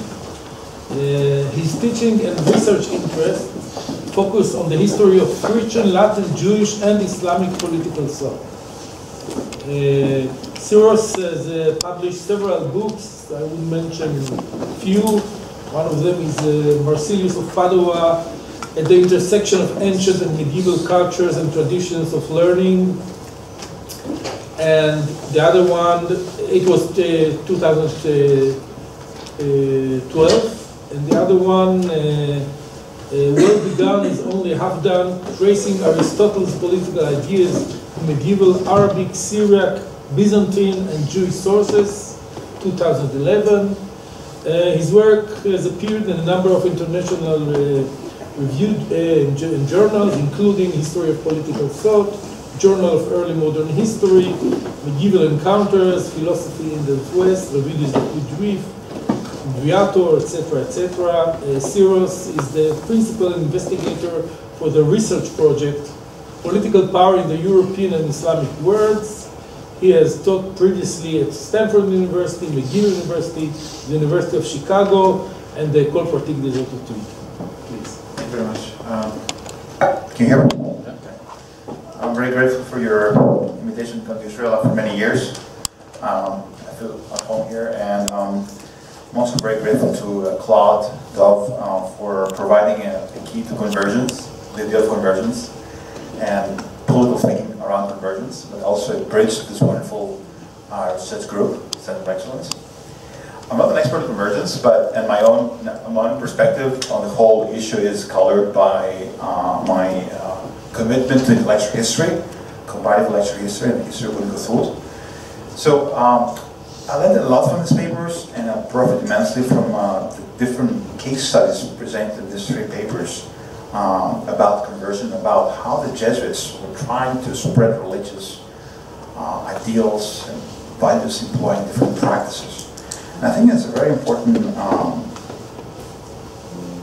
there are two aspects here which are very central in the entire discourse about conversion in these three papers. Conversion as a set of practices and conducive to spreading ideas and principles, and conversion and political theory. The idea of conversion and the philosophical premises, theoretical principles underpinning the whole enterprise, the whole project of conversion. And it seems to me that as a scholar with vested interest in the history of political thought, the entire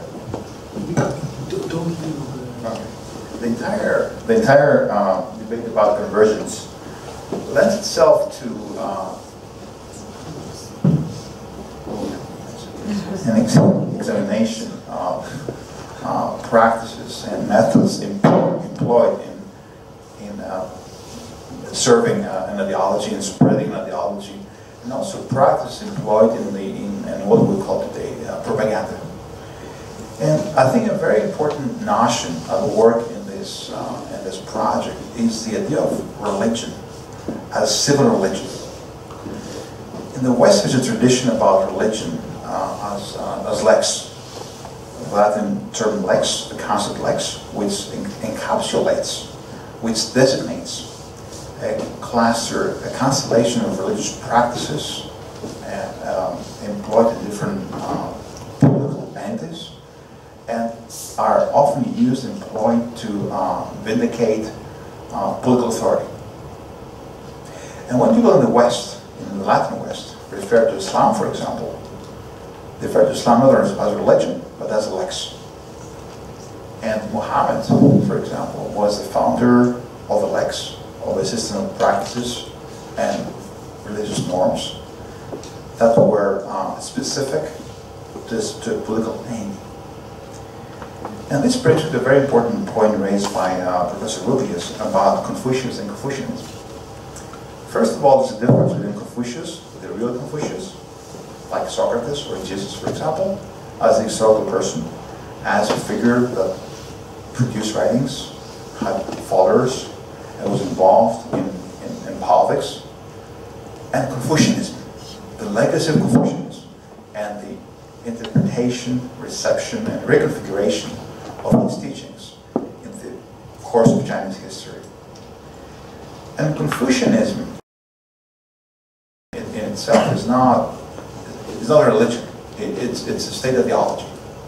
So Confucianism evolved as a system of ethics, a moral philosophy that was later adopted and transformed by a sequence of Chinese rulers.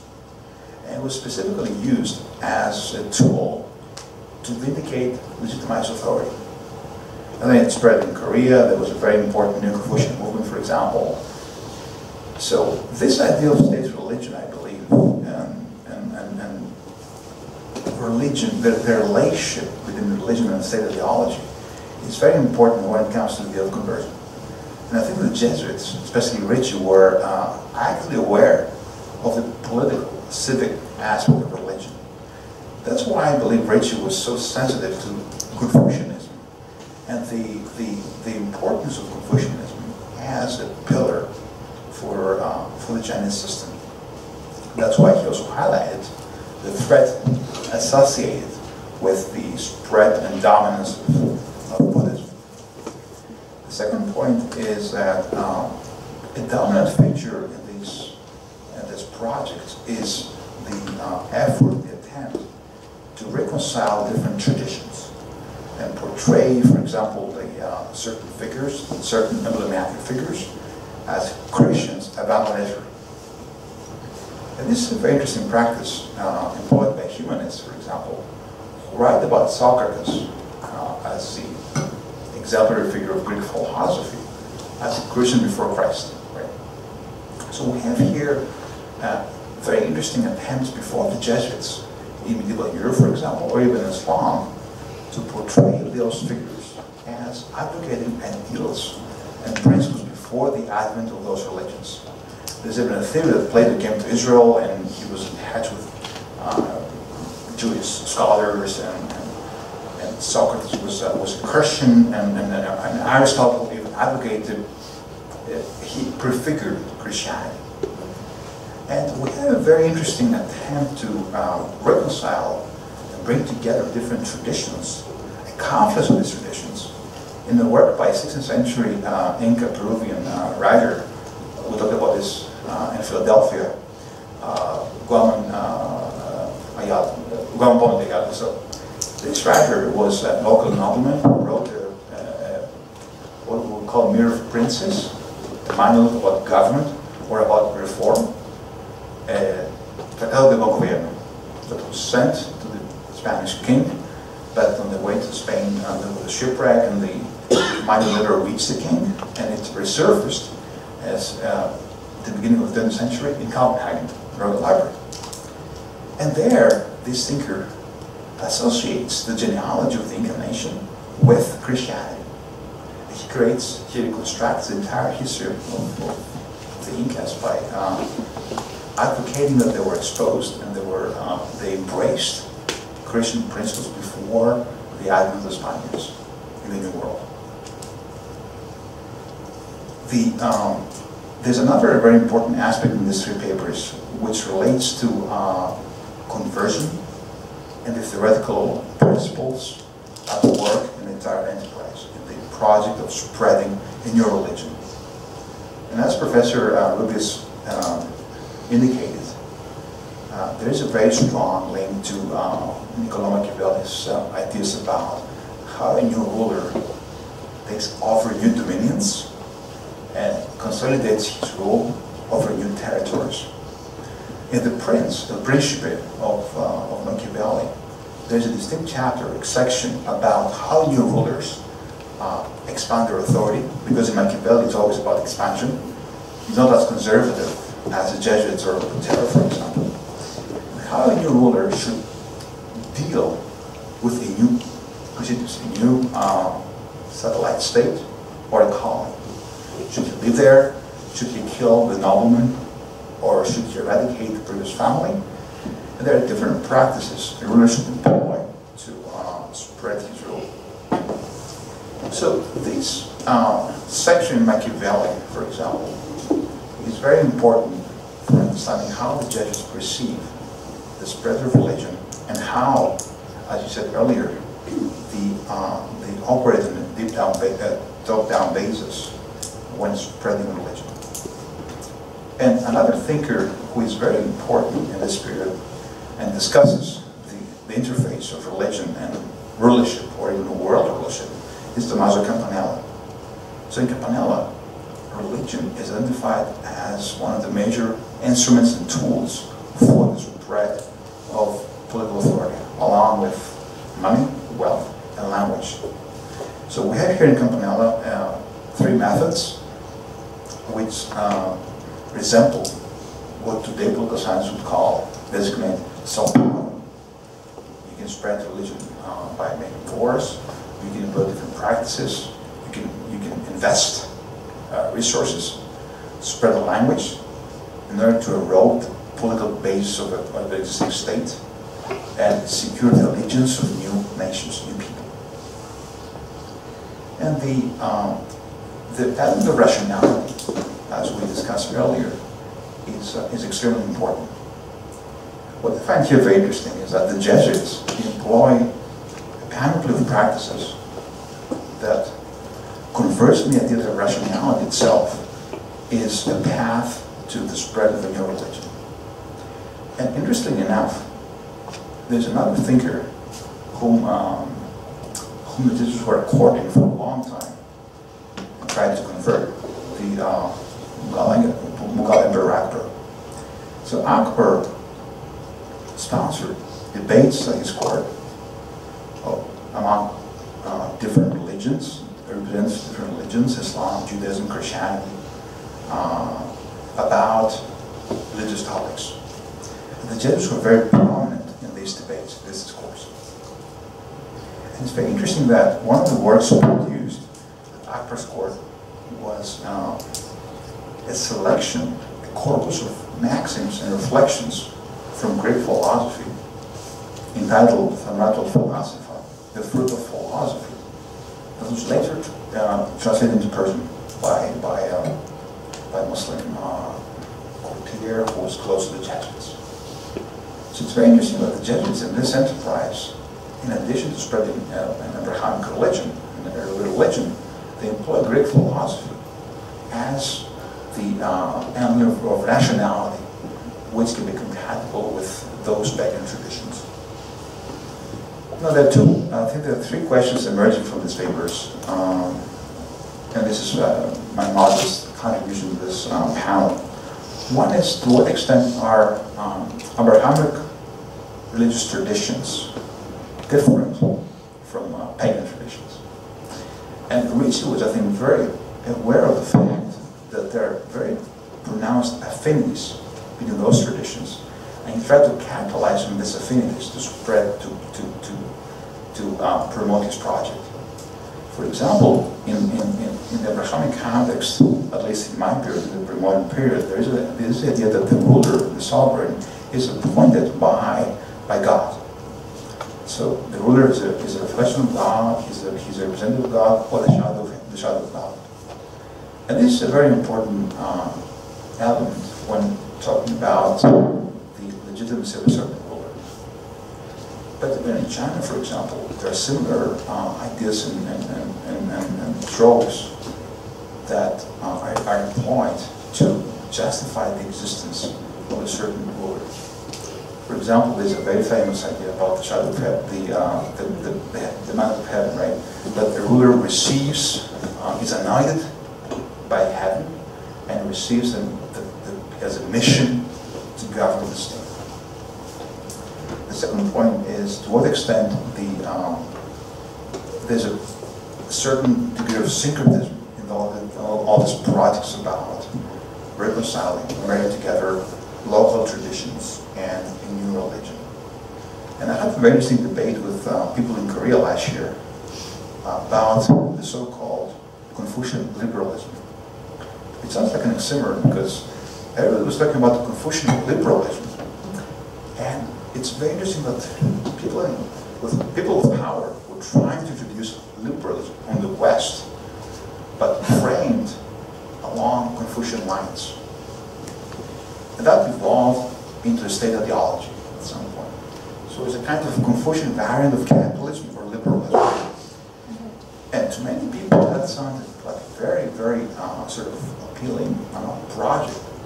But at the end, it turned out that Confucius ideals and the entire tradition was totally incompatible with what we call liberalism in the West. The third point is about the Jesuits and their relation to the existing political traditions in the West, or even in those countries that we're operating. And I believe that there is a distinct concept of political in the Jesuit tradition that operates under the assumption that the court is a replica of society, that the fulcrum of political reform, because it's all about political reform in a new domain, starts from the court. So in this sense, I believe that, paraphrasing Carl Schmitt, there's a Jesuits begriff des Politischen, which is very different from the School of Salamanca, from Machiavelli, but also represented, showcased by people like Giovanni Botero, who were exposed to these traditions, who incorporated data and information about different entities and countries around the world, but also were actively aware of the fact that political religious reform needs to be very sensitive to local traditions, as advocated by Matteo Ricci. Thank you.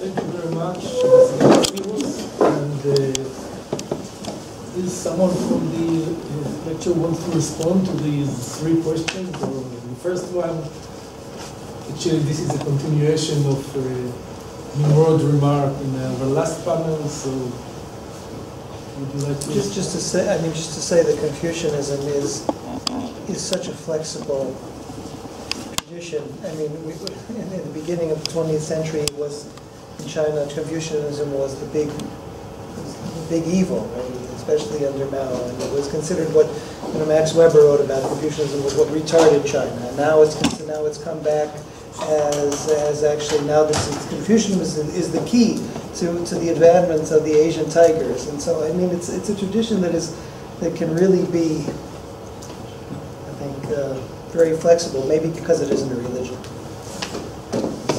But surely, Just a minute, please. Just a minute. Okay, would you like to? I'm okay. Okay. So I open the floor and Mercedes. Yeah. Yes, please. Yeah.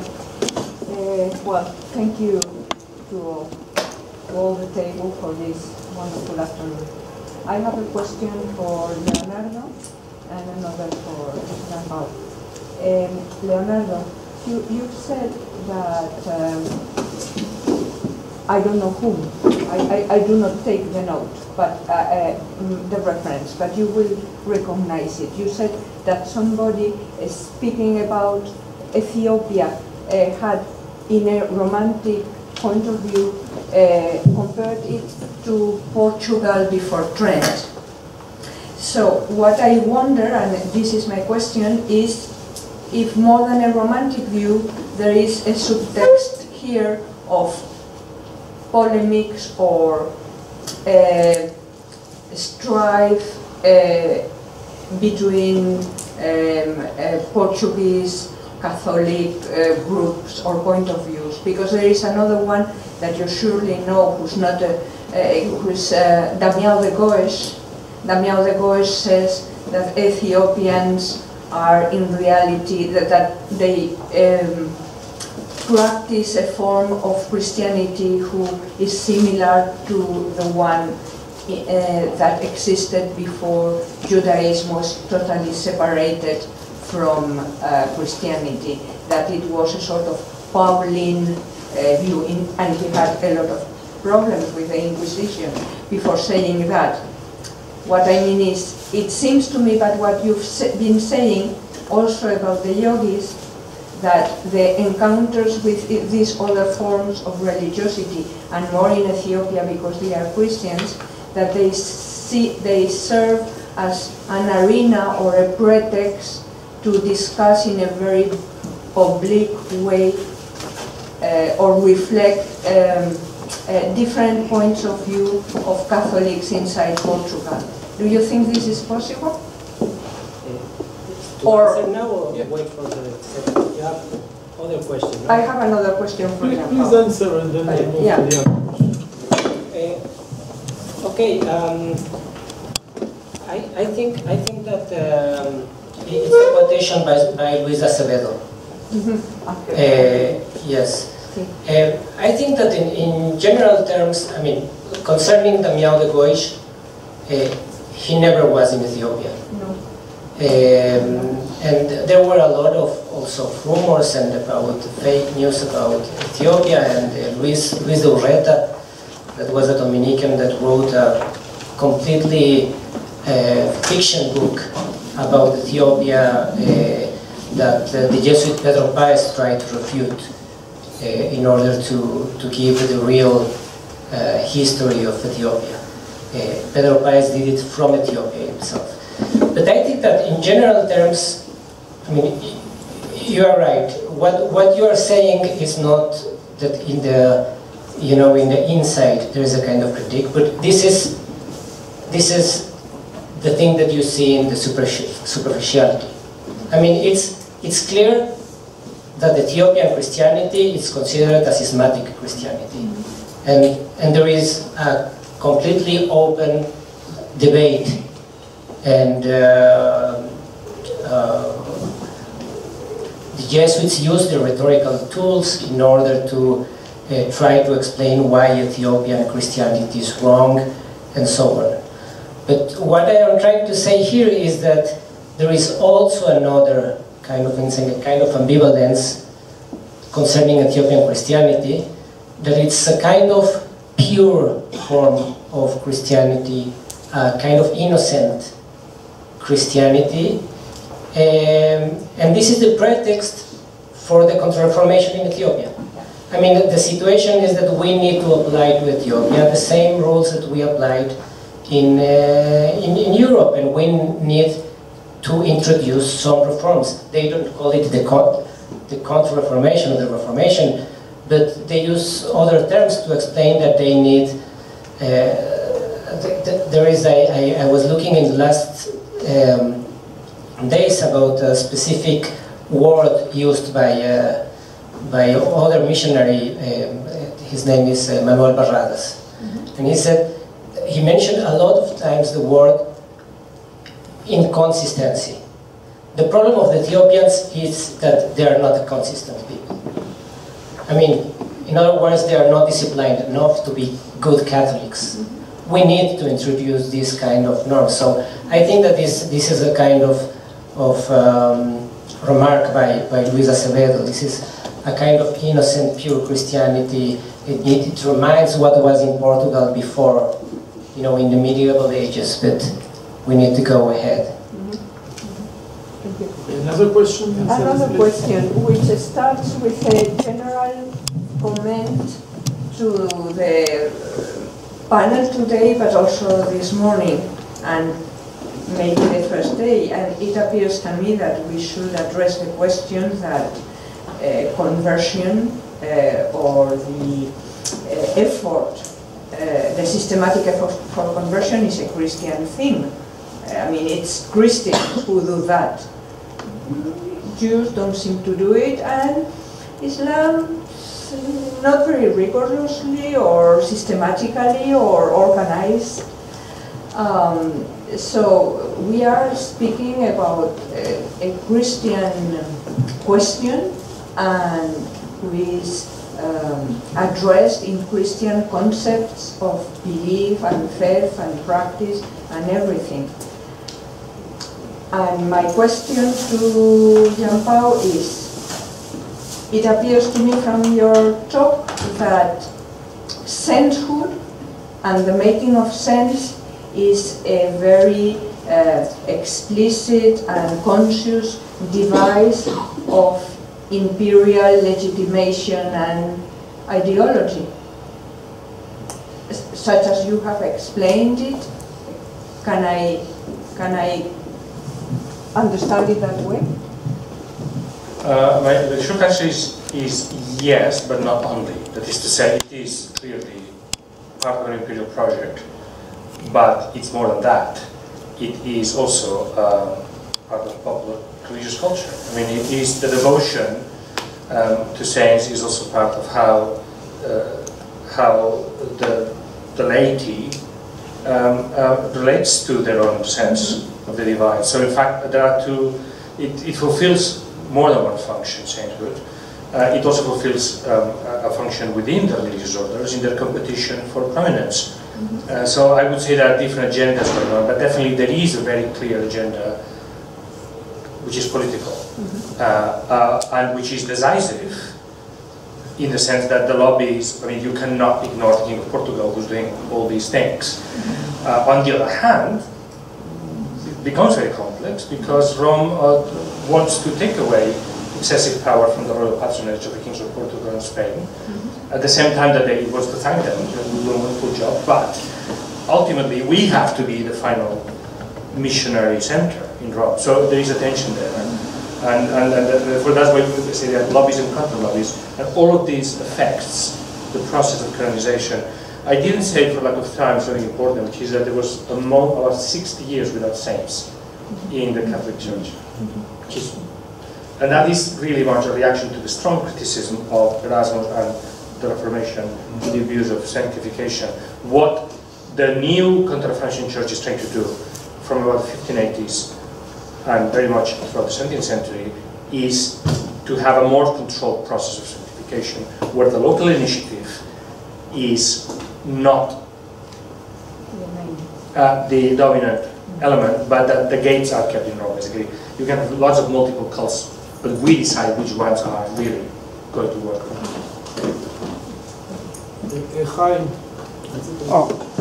I'd like to take the remark of, I think,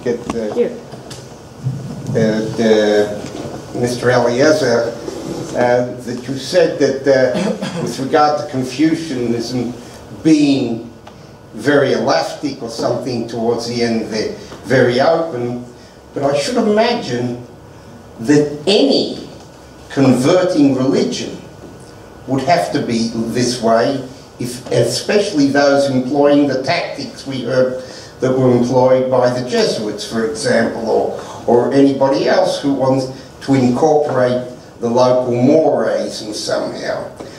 Now, because otherwise, you know, well, you're really Christians, you don't know it. You've been doing Christianity, the way you write your scripts and so on.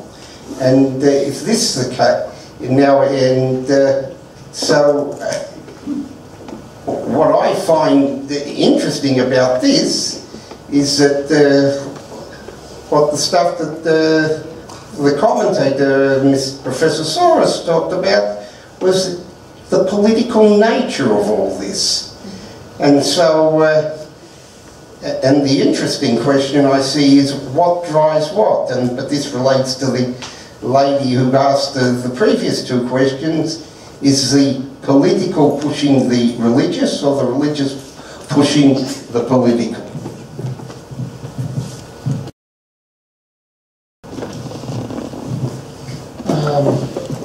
Well, if we're talking about the politics of evangelical conversion, I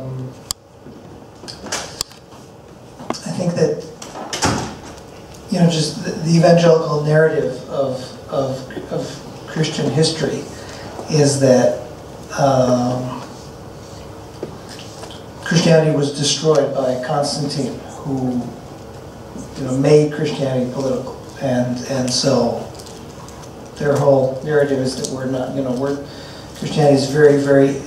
You actually can kind of see it in the Tanka that I showed. It's an individual sitting in a cave. That's very in line with the kind of religiosity they're trying to promote, which is very individually based. It's that person sitting and looking in the sky. It's a very private affair. So I'm saying that just to say that they're very conscious of trying to be as not political, you know, and as possible. And I think I don't have really time to discuss it, but it's going pretty well, because I didn't mention it, but Christianity is illegal. Christianity is not, missionary work is illegal in China. And yet, one of the reasons I think it's tolerated is because it's the kind of religiosity they're bringing is very, very much individually based, and is not, unlike in the past, before the revolution, there were mass conversions of villages and whole ethnicities sometimes. That's no longer the case. It's first of all not possible anymore from the communist government perspective, but it's also not what they want. They want individual-based religion. So I think that actually they've been fairly successful in portraying an image, at least, of being non-political. Now, clearly it could be argued that there is a political agenda, and some Chinese scholars today are very hostile and say, it's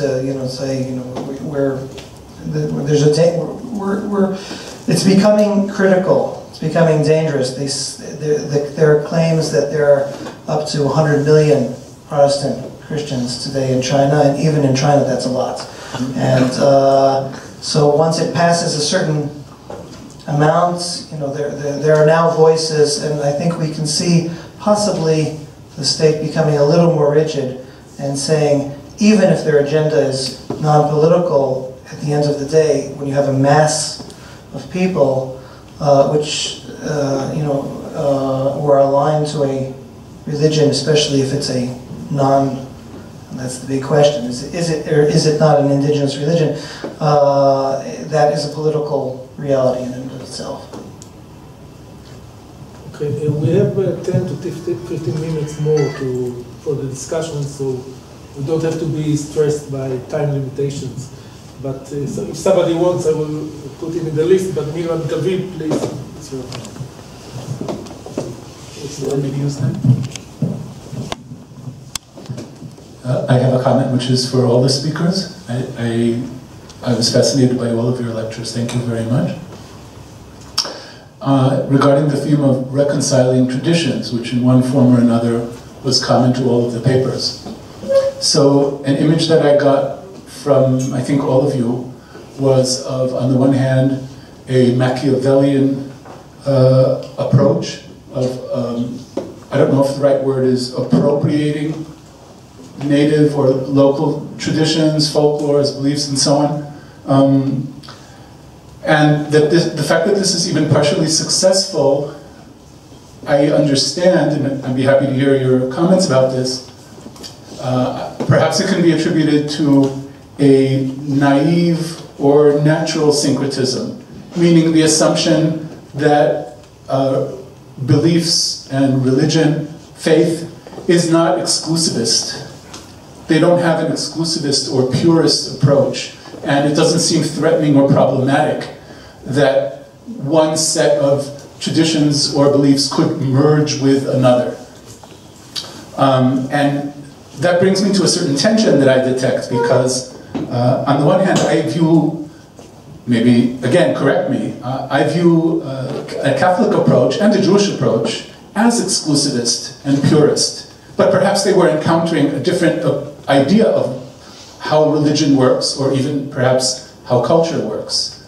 And the reason I call this a tension, certain type of tension, is because, of course, even in the West, there is an Averroist idea that religion is universal, or universalism, and that comes into play in some of your talks when you talked about the role of reason, that reason is what makes it possible for people to come together in religious belief, because we are all human. So the tension that I see is between the exclusivist view of religion and the Averroist view of religion as universal. Thank you.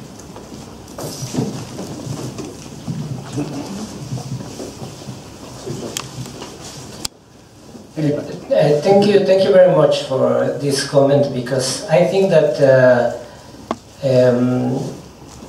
it took me like 10 minutes of a presentation to say what you say in one sentence. I think that this is a kind of situation in which we can see what was. I am not an expert on the topic, but as a young child that grew up in Mexico, I know about Bartolomé de las Casas, and this idea that the Indians were well inclined, were religious people, even before they received Catholicism. This idea that there is a kind of natural devotion in many people. So Catholicism, it's the appropriate thing for them to receive.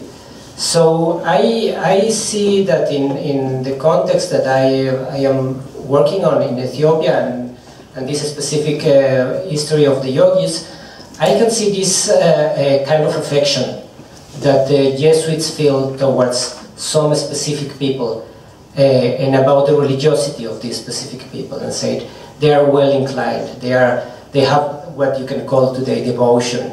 So it's just that we need to orientate them towards this good universal idea of Catholicism, but there is not a kind of tabula rasa or vacuum, or even not just heretics, but there is a more complex relationship towards them, like a kind of people that are well inclined. I'd like to add something to this. I think that there is a tension within Christianity and within the Catholic Church as well, between the exclusivist element and the universalist element, and that this became very clear during the dispute of rights and about whether Ricci's method was acceptable or not. I like to describe it in terms of intellectual history as a tension between the Augustinian element and the Stoic element within Christianity. In essence, the Augustinian element would be the one that says basically only faith saves, only grace saves, and everything else is bad, essentially, because it's a deviation or corruption. The Stoic element would say, essentially, we all are natural beings with a rationality created by God, and therefore, even if you don't have grace, you still have natural religion, which is a valid foundation for faith. These two have coexisted in the history of Christianity without a solution, and I don't think there is a solution. And the rights controversy was essentially about the boundary. How far can you go? I think the Jesuits, very much on the basis of Aquinas, built a very strong theoretical position, which is to say, you can accommodate all kinds of customs, provided they are compatible with natural law and compatible with grace. As simple as that. What you cannot do is to have any idolatry. That is the real problem. And the question is, what is idolatry then? Is what becomes the battleground. The battleground is, what is idolatry? Is a social custom like wearing a thread, or revering Confucius, or the emperor worshipping, once a year to this Lord of Heaven. Is that what Richie says? Natural religion, rational, or is this idolatry? A different object. You have to only worship one object. So then the question is, what is religious worship? And then it becomes a problem that the facts cannot solve. At some point, someone says, that's enough. This is no longer Christianity. And this, the exclusivist element that presents. And basically, for as long as there is consensus, social political consensus, if the politics work, nobody says that. But the politics don't work. There's always conflict. Someone says, the Dominicans say, oh, these people, what are they doing? And then the whole thing crashes. I'll just add, I'm happy you asked because I think it's definitely one of the central issues that missionaries deal with. It's the issue, what Richard Niebuhr called Christ and culture, the conflict between Christ and culture. The evangelicals are exclusivists. I mean, they're very clear. They're very hostile to any kind of syncreticity, but they also live in the world, in the real world, which is very, very diverse. And they have to find a way of accommodating culture somehow. And I think what they do is they peripheralize. They turn culture into, they basically folklorize. They are willing to accept many, even they're very active in cultural preservation, and the periphery of identity. The center of identity has to be the Christian identity, and the way Christian identity is expressed. For example, they're very enthusiastic about language preservation, because language is neutral. Language doesn't have any theological significance to them.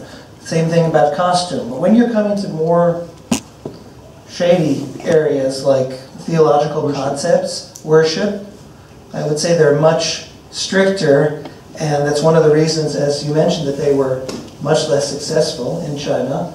But today, one of the reasons they are successful is after the 20th century and the basic destruction of culture in China, it's much easier to do this kind of thing. So, okay, thank you. I would like now to change the model a bit and to assemble several questions. So, Dov, please.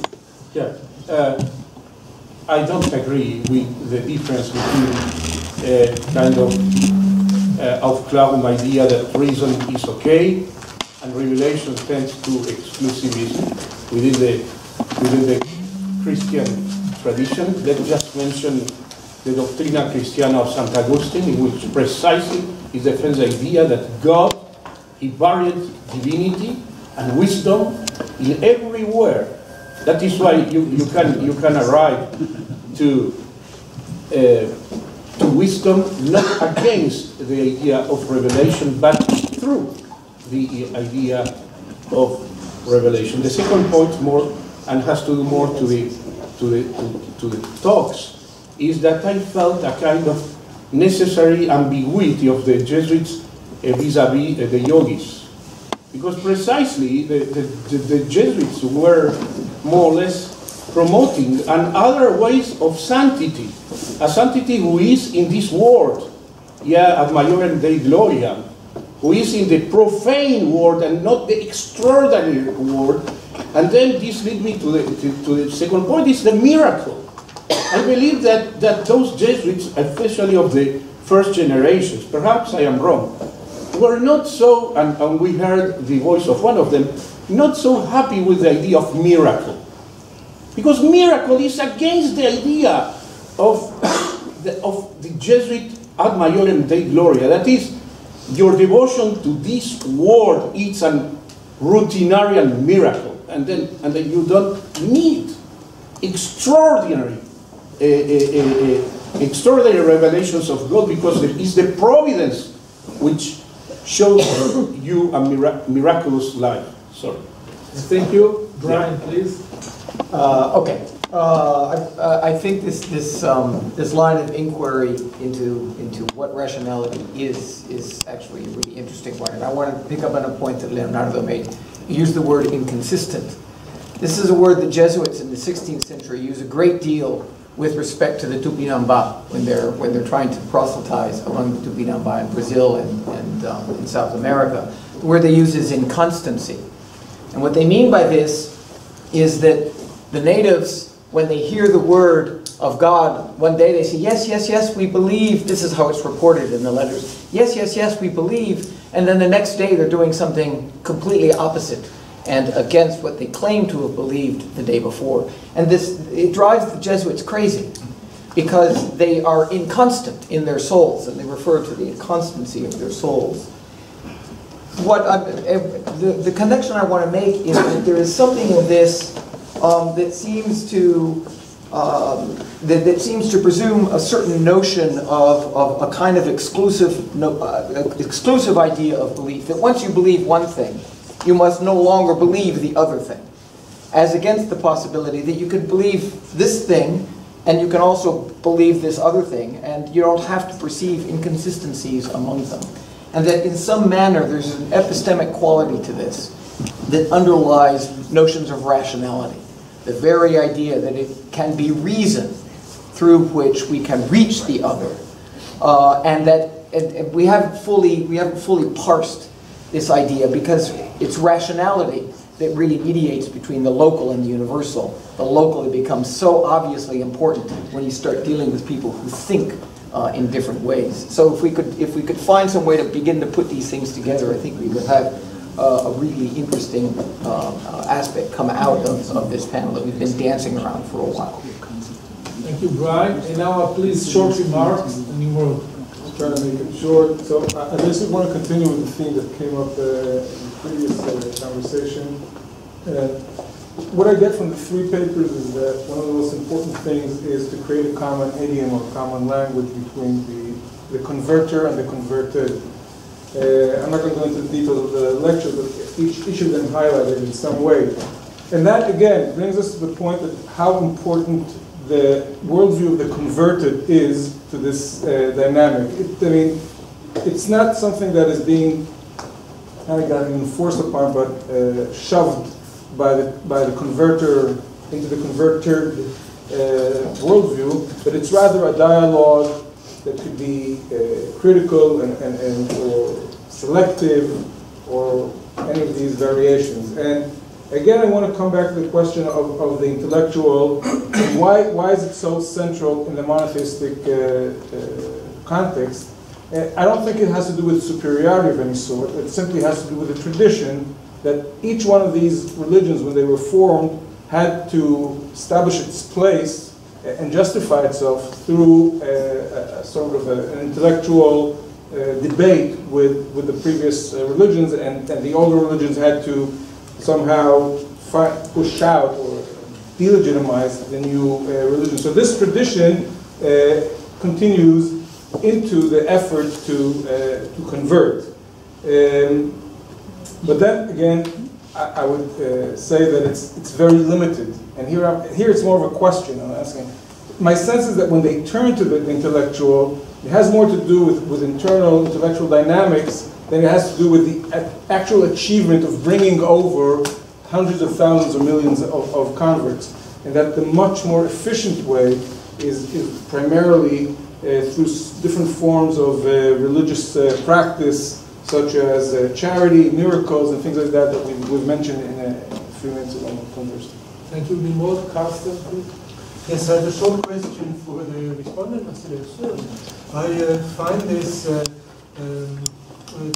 idea very appealing to construct a line of Machiavelli Campanella and the idea of political religion. But what we have seen, and in fact all of these three cases, is that the representation, the public representation of the missionaries rejects the political level of their activity. So they construct a sort of religion, a sort of rationality as well, that leaves all the political hierarchies, all the hierarchies of social life authority in place. The yogi becomes a Christian, the Chinese minister becomes a Christian, and nothing terrific happens. The Tibetans convert, but all the hierarchies, all the politics stay in place. It's the idea my empire is not of this world, and we leave the the empire, to the emperor, what is his. So at first sight, for me, this is a kind of cognitive dissonance, which is written into Christian religion from its inception. And I would like to know what is your idea. Dennis, last one, please be short. Yes, just a comment for Leonardo. I was wondering about the use of the term yogi, because it seemed to me that you borrowed the term from the Jesuits, who used it like for the individuals in Ethiopia, but when you brought the quotation from Hormuz, it seemed to me that it was actually Sufi who was speaking, but you also denoted him as a yogi, and I just want to know if it's not better to redefine the use of the term. Okay, thank you very much. Now, unfortunately, I give only 1 minute to each of the lecturer to answer. So, would you like to? Which question? You choose. You choose and we have coffee after. 1 minute and a half. Please. Yeah, okay, so concerning the question of inconsistency that you remind, it's very interesting to see that Jesuits try to convince Ethiopians always using text and reasons. And there is a lot of translations of Jesuits that they translated books to Ethiopic in order to convince Ethiopians. But when the Jesuits were exiled from Ethiopia, and they were back to India, and they heard that the king of Ethiopia converted to Islam, it was not true. But that was a rumor, because he was in good relations with some Muslim powers around. The Jesuits wrote, he converted to Islam because, as the Muslims, they have this inconsistency of character. So it is interesting that the rejection of Catholicism is looked for them like a question of temperament. I mean, now they become Muslims, not because they were convinced by the Muslims, not because they understood the truth of the Muslims, but because this is the kind of the same temperament. They are inconsistent like the Muslims, so it's easy for them to become Muslims. And then I will answer in the coffee the other questions. I will only answer one question, which is the point about revelation. So I think it's a really important one.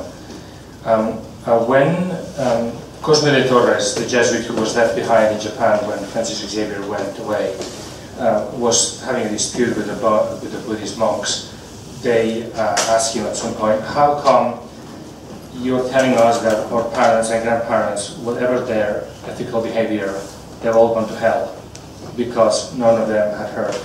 How could a God that loves us not have told before? How come we've had to wait centuries?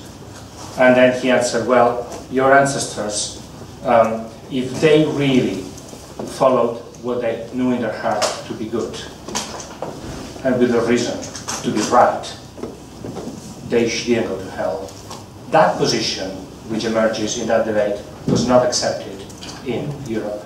And there was a theological dispute about whether Gentiles could be saved or not. The doctrine that emerged was of implicit grace, which Suarez and other Jesuits come up with, which is basically how do we solve that problem by saying that there is the possibility that God has acted in those cases without showing it in a way that you can. And that led to a very interesting problem in terms of the Ritchie's idea of natural religion, which is if Confucius had been saved in ancient times and was a good ethical teacher, was it because he simply reasoned out some kind of natural monotheism without idolatry? Or was there a primitive revelation which was Noachian and Adamic? And then a very interesting approach emerges there, which is exemplified by people like Lafitau in particular, which is to say, well, actually, these people had the revelation before the Mosaic revelation still to go on. That's why it's possible to be said. The vast majority are corrupted, but some are not. But of course, again, this is a very complicated historical construction that is under lots of attack. So there was a tension. I think there was a tension. I mean, it's not impossible to say there is universal revelation, but there was a tension. Thank you very much. Gideon. I just wanted to comment about what Nimo had said about the intellectual elements. My feeling was with the evangelicals is that the intellectual pursuit is actually really not the center. It's a means, but it's a means to create an experience. To create an experience, and that's the focus of the idea of the C2C, the creation to Christ. The use of the narrative, the oral narrative, is to create an experience of conversion. It ends with, would you like to pray with me? And to create somebody who will become reborn. So actually, the intellectual element is really not central. They don't think it works, and it doesn't produce a conversion. A conversion is a conversion of the heart. So. Okay, very quick. Thanks a lot for your comment. I think there's a very important difference between civil religion and political theology. So what happens here, I believe, is that the Machiavelli, in a sense, thematizes the civic function of religion on the Roman religion before Christianity. So the Jesuits are becoming completely aware of this subject of religion. So what they do, I think, is that they retain the hierarchy, they retain the existing structure, at the same time they vest it with the new civil religion, because they know that they cannot just demolish the entire state. And Machiavelli is also becoming very conservative. The Jesuits are much more conservative than Machiavelli. They want to retain the status quo. They don't want to demolish the state. Imagine a state where Aristotelianism would be the official religion.